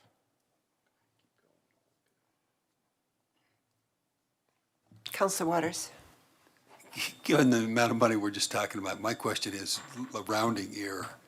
But in the previous slide, Teresa, you showed fund increases, revenue increases, and then reduction in ongoing revenue, and then increases in ongoing revenue. And that could be a little confusing. If you go to the next slide, are these parts of breaking out part of that $221,000? These are correct. examples of what's decreasing. Of what's decreasing. Because the previous slide could confuse one, like, wait a minute, we got $8 million of increased funds and then decreased funds, and how do I reconcile that? So just clear, thanks. And then here is the slide showing the major increases. So property tax of 3.5, sales and use tax of over 2 million, administrative transfer fees, which is the fees that the other major operating funds pay to the general fund to essentially pay for support for general fund funded or general fund budgeted staff. And that's a little over $1 million. Interest income is another major increase of $650,000. And then the natural gas franchise revenue is increasing $400,000. So yes, these are the increases, the major increases in ongoing revenue. And then just a few more, we've got rec fees that are increasing, building permit fees and plan check fees are both increasing, and then the wastewater franchise fees are increasing, and that is due to the rate increases that council had previously approved. And so now we'll look at it from the expense perspective. So it's the same 2024 ongoing budget of $112.9 million. If you start with the 104 for 2023, we've got 8.7 of increases, and then just some very minor reductions in ongoing. So I'll show you what each of those is made up of in the next couple slides here. So the ongoing decreases, we've got the mental health and addiction is decreasing by 15,000, and that is the result of the transfer from the marijuana special tax fund. The projection there is decreasing, and one half of that tax one half of what we budget in that fund gets transferred to the general fund to cover the mental health and addiction. The other half goes to the affordable housing fund. And then we have a slight decrease of $4,000 in our work comp expenses. And then on the other side, here's all the increases. So ongoing level 1, and just a reminder, when we are asking our staff to put together their budgets for the upcoming year, we ask them to clarify or quantify their budget requests based on whether they're ongoing level 1 or ongoing level 2. And ongoing level 1 are those types of increases that we really have no control over, that we would have to be paying regardless of whether or not the departments were granted the increase to cover these costs. So things like utilities, things like contracts that just naturally go up from one year to the next. Ongoing level 2, on the other hand, is those types of expenses that staff does have control over or can make a decision not to move forward with. And so we've got a little over $2 million of ongoing level 1 expenses in the budget. That's predominantly being driven by inflationary factors. And $439,000 of ongoing level 2 in the general fund. There is 13.5 FTE in being added in the general fund, and that is right around $1.26 million. And then pay and related benefit increases is about $2.8 million. The fleet loan repayment of $1 million, so this is the fleet loan for Costco. And then we have an increase of $248,000 for Human Service Agency funding, and that is really being driven. This is by financial policy. We have 3% of all taxes that goes to Human Service Agency funding. So this increase is really being driven by two things, the property tax increase as well as the sales and use tax increase. And 150,000 of that 248 is coming from the $3.5 million of property tax that we've set aside, or that's one time, I should say. And so we have asked Christina Pacheco that they wait until we know where our final property taxes will end up, once we get our final assessed valuations from the county, as well as once we find out how Proposition HH does in November. So we've asked her to kind of sit on that 150 of the 248,000 until we have a better understanding of where that property tax will end up. So, but a pretty healthy increase to Human Service Agency funding. Additional increases, Smucker's property tax increase of 160,000, Longmont Public Media of 115,000. Those two in that attachment I was mentioning, Smucker's and Longmont Public Media, as well as the fleet loan repayment, are classified as level 1 ongoing increases in that attachment G, I think it is. But here we've broken it out just to show you that additional level of detail. We have $141,000 of increases for fleet lease rates, as well as $367,000 for ongoing that is associated with one-time items, and then a $44,000 increase in the liability insurance.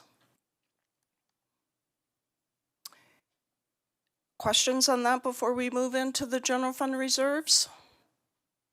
Counselor Waters. Thanks. Real quick, earlier in the presentation, we projected 750 new housing starts, and then I saw a $220,000 revenue for building permits.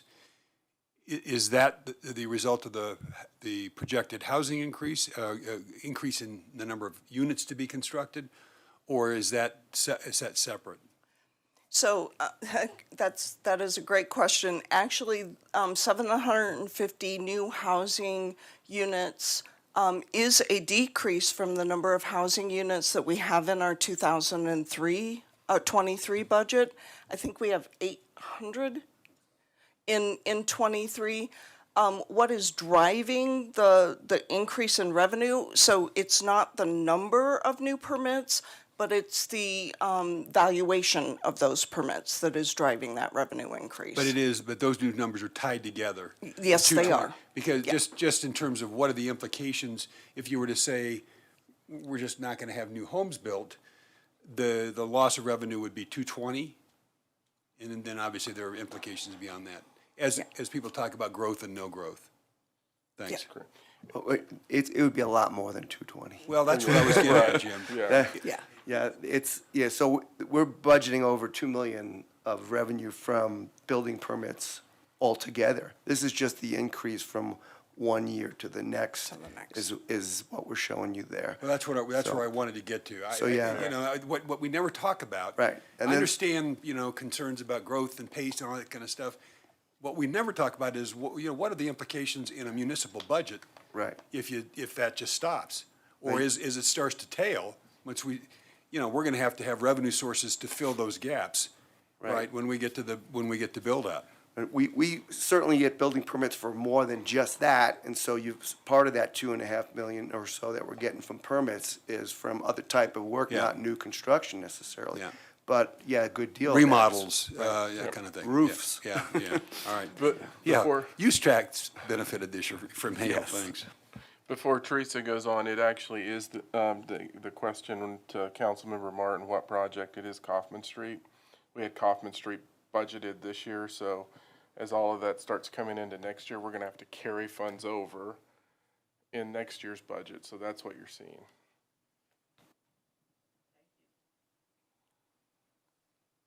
Okay, so moving on to the general fund reserves then. So as council knows, we do have a financial policy around our general fund reserve. That policy essentially has 3 tiers. And so what you're seeing on this slide is where we're at right now in '23 with the reserve. So the first set of numbers is the targets per the policy. And then the second set of numbers is where we are at right now.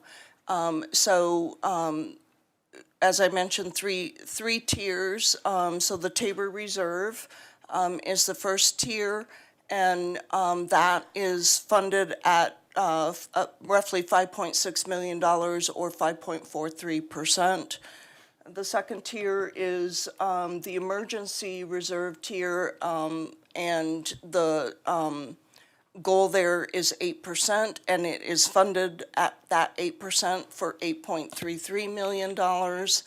Then the stabilization reserve is the third tier. The goal is to fund it between 3% and 8%, or $3.1 million to $8.3 million. And it is funded at 4.87%, or just a little over $5 million. So total reserves is 18.3%, and $19 million for '23. And then this slide shows you what we are proposing in the '24 budget for those reserves. Again, the Tabor reserve of $5.6 million, the emergency reserve of 8% is at $9 million for '24. And then the stabilization reserve we are proposing will be funded at 6.8%, or $6.8 million, for a total of 19.1%, which is $21.5 million. Did you have something to add to that, Jim? It'll probably come up in the next slide or two, but we're adding $2.5 million to our reserve as part of the budget, so.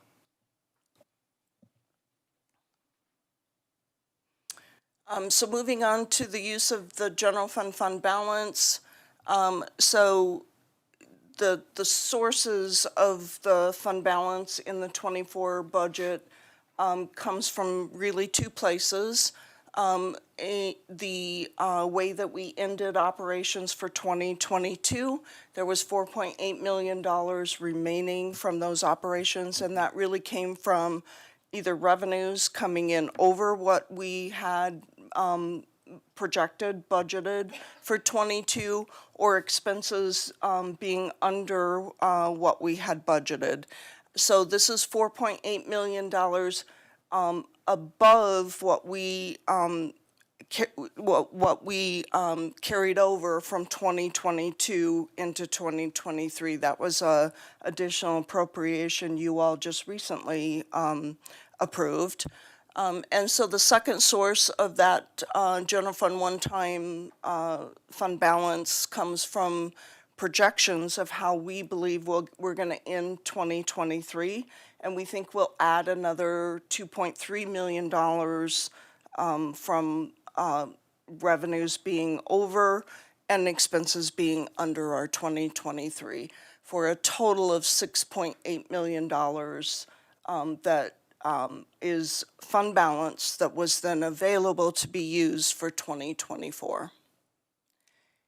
And then this is how the breakdown on what we did, how we programmed that into our 2024 budget. So as Jim mentioned, $2.5 million we are setting aside to be added to those reserves to build up that stabilization reserve. And $4.3 million used to cover one-time expenses in our '24 budget. And that is made up of 2 things.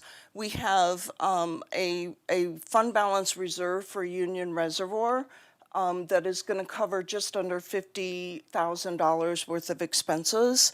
And we're going to talk a little bit more about one-time expenses next week, so we'll cover what that is covering at that point. And then $4.28 million of undesignated fund balance to cover the remaining one-time expenses in our '24 budget. And with that, I'll move on to the Public Safety Fund. Are there any questions at this point? I'm not seeing any.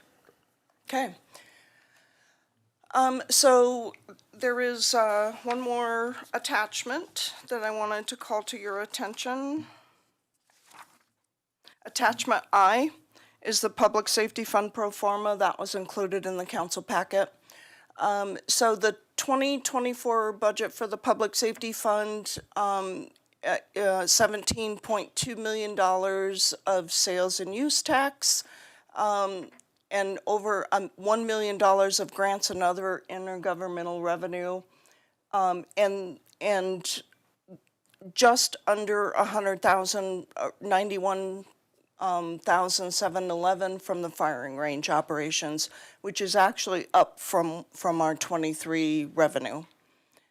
Public safety tax was approved in 2006, and then at 0.325%, and then in 2017 it was increased to the 0.58 that is included in our '24 budget. We have a total of 115 FTE in the Public Safety Fund, and this is how those FTE are broken out amongst the different divisions in public safety, as well as City Attorney's Office, Children, Youth and Families, and then Natural Resources. We are funding half of a graffiti removal, a 3/4 time graffiti removal from the Public Safety Fund as well. In the 2024 budget, we are proposing that we add 4 additional FTE, 3 of those in fire and 1 in collaborative services, and you'll hear more about the FTE next week as well. There is $1.178 million in one-time expenses for both police and fire in the Public Safety Fund. And again, we'll talk more about what that's made up of next week. And then I mentioned the firing range revenues, and this is the expense side of the firing range, $569,000. And the revenues are covering just under 16% of that. And so in terms of future budgets from the Public Safety Fund, the sales and use tax is the predominant revenue stream for this fund, and so the health of this fund really is heavily tied to sales and use tax revenue projections, and the fund does have 78.6% of the total budget is for salary and benefits, so a lot of FTE, mainly covering FTE in this fund. And the pro forma that I mentioned as attachment I in the council communication shows you a 10-year projection for the revenues in this fund and the expenses in this fund, and then the resulting fund balance. And it is projecting, we are projecting that the fund balance will grow over time. And we are also projecting that the revenues in this fund will continue to cover the ongoing costs of this fund, and that the fund will stay in a positive means throughout those 10 years. So I believe, yeah, that is it. So, questions on the public safety fund? I just wanted to quickly then throw this slide up. This is the topics that we'll have on the agenda for next week for you. And we're going to add the Humane Society to that as well. And if there's anything that council's hoping to hear about in those budget discussions that you don't see up there or you haven't heard already, please let us know, because short of what's up there, we only plan to go through the financial policies, I think, in the week after that. The week after. So if there's something you're looking for, let us know. We can fit it in next week. Great. Councilman Hidalgo Faring? Yes. So actually I do, so on the slide where you had the list of, calm down, go back. Of new positions, and I think that would be, a time to kind of look at some rangers. As far as in some of our parks, I've been in contact with a lot of residents over by Lake McIntosh, and had some conversations with staff around, David Bell, around the, possibly even doing something where during our high peak usage times, some of the suggestions that were brought out was to block off that area like Union Reservoir, and the way that it's built, it would not be compatible to that neighborhood. To just have these giant bars, as well as the structure of the park itself. But if there are ways that we could hire seasonal rangers to, keep an eye on the place. I mean, I've been out there. I go out there during high peak times or when I'm hearing, and I've seen people drink. I mean, I have seen, and at this point, during early in COVID, when people were saying they're all out there, there are no masks, and I would say things back then. But given the current climate, I don't feel safe doing that, and I don't think any neighbor would feel safe approaching people and saying, you're not supposed to be drinking over there, you're not supposed to be swimming in there. But if we had some of, just additional staff out there during those peak weekends or summer months, just something to kind of look at. And I would like to see, what that expense would cost. As well as, I see supporting action for mental health. And I'm assuming that's the work that the group is doing. Is that correct? So that's part of what the group is doing. It's also part of what we're doing in terms of lead core, how we're looking at situations related to our unhoused community, and then also our housing authority, because they're all intertwining. And so that's what we're going to talk to you about there. In terms of the rangers, I believe we did add one or two a ranger supervisor, because what we're finding is what really holds the rangers up is what's happening at Union. And so we did put a position in to be permanently at Union, but then also connected to that was some of the restructuring work that we did between Joni and Zach in terms of creating the enforcement coordinator position to start not only tying rangers together, but tying code enforcement together and parking control, so that when we need to deal with these issues, we can be nimble enough to flex if we need to. So that is something that you'll hear about next week. Okay, that's great. Because I think, since COVID, where all the people who used to go to Union realize, oh, there's this space out here, we can still, use the same kind of amenities as far as the lake and picnic, but we don't have to pay to come in. And I have seen, since I've lived in the area, I have seen a big increase in usage out there. So I just kind of feel like, we shouldn't forget about that area as well.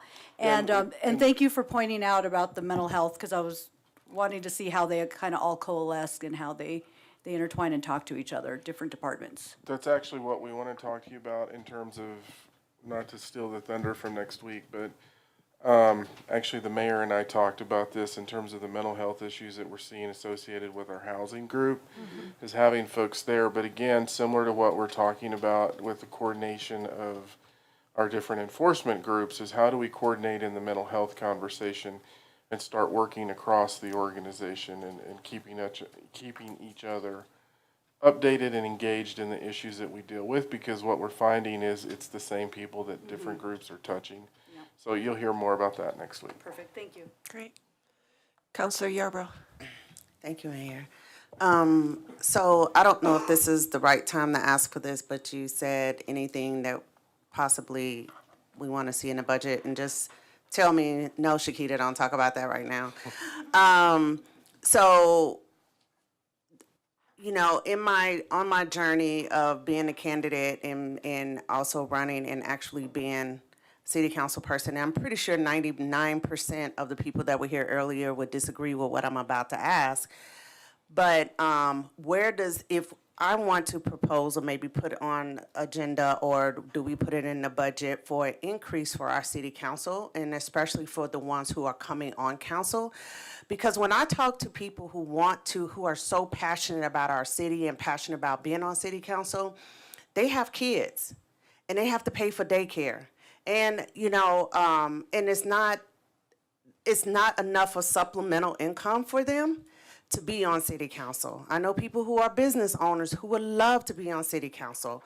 And we all know how businesses can be up and down, up and down. So how can we make it to where, I used this word before when I talked about decreasing our meeting time. Here we are, it's after 10:34, and what about young parents who want to be on city council and have young kids, and those of us who work from 9 to 5 and then be here until 11 o'clock? It's a service, I get it. We love our community, that's not the issue, but there should be, I feel, a higher compensation for those moving forward, because I'm only on council for the next 2 years. So what about those? If we want a more diverse council, that's more of attractive for those who are willing to do this work. Because people talk about what we should be doing, but people don't do their homework as to why we do what we do. So I don't know the process of that. That probably was just too much information, but you didn't stop me, so I felt like I was supposed to keep going. So is that the time? Is that something we put on there? Is that come out of our fund? I don't know how that works. So councils, I think, had this conversation recently, and before me. Before you. Okay. And I think that's a conversation that you all need to have as council members. And then if you can come to an agreement on what that needs to look like, then we can put that in the budget. But that's really a policy conversation that you all need to have. Counselor McCoy. Mayor Peck, thank you.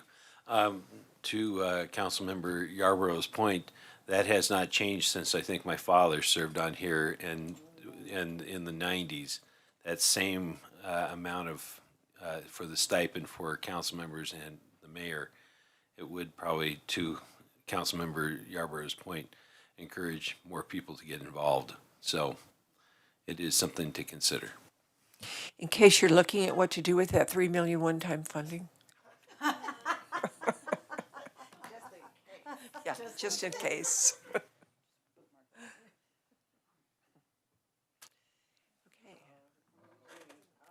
Oh, no. Mayor and Council, Eugene May, City Attorney. So on the topic of compensation for councilmen, it is addressed in the charter. It applies to future, not existing, except if it's midterm, you get the same as the new incoming. And assuming our Muni code is correct, the last time it was changed was 1999. And it's $1,500 per month for the mayor and $1,000 per council member. So you would just have an ordinance with an appropriate effective date, just to implement if council decides to go that route. Okay, thank you. So is that it for the presentation, Teresa and Jim? That is it, Mayor. Thank you very much. Very informative. All right, we are now at final call, public invited to be heard. Is there anybody in the public that would like to be heard? Seeing no one, I'll close final call, public to be heard. And we are at mayor and council comments. Councilor McCoy. Thank you, Mayor Peck.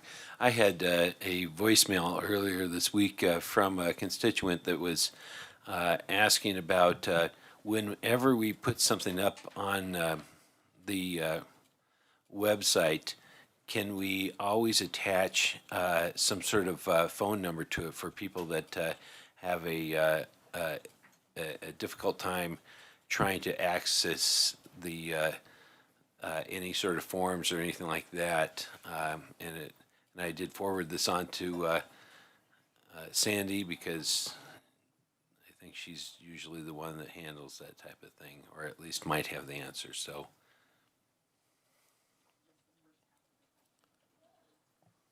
Something up on the website, having a phone number attached to it. Yeah, always, whatever it is, whether it's a You mean form. in our like press releases? More like in the sense of a form. If we ever have any forms to have somebody fill out, it sounded like they wanted to have a phone number so that they could also access it through that if they were, kind of not very technologically connected, or with the idea of maybe maybe they didn't have the ability to do that. Yes, we should be making sure there's contact information. You sent me some details Yeah. to look at. Okay, perfect. I sent I'll you take a look. I sent you the voicemail. Yes, I believe that is our normal policy, is to put multiple ways for people to reach us, both electronically and non-electronically. I figured we were making our most sincere effort to meet ADA standards, but anyhow. Yes, thank you. If you send it to me, I'll take a look. All right, thank you. Councilor Hidalgo Ferring. Okay, so a couple of things. This weekend, I attended a couple of events. One in Lyons, it was the flood, anniversary or, recovery celebration, commemoration of the flood. It was very interesting to hear. It's just very not empowering, but just very emotional for me to hear these stories of, these lived experiences, and the importance of continuing to share these stories, the power of storytelling that really shaped and changed how our community, how our community has progressed through the years. The other event I did go to was the Blue Sky Bridge. They had a movable dinner, and they are a nonprofit, and they do work around child abuse intervention and education. They are a group that comes out to speak with our third graders around sexual abuse. It's a very tough topic, but they do phenomenal work, and they engage the parents in this process, and it's a wonderful program. I know they have they do a lot of work in Boulder. And they've done a lot of their fundraising efforts in Boulder.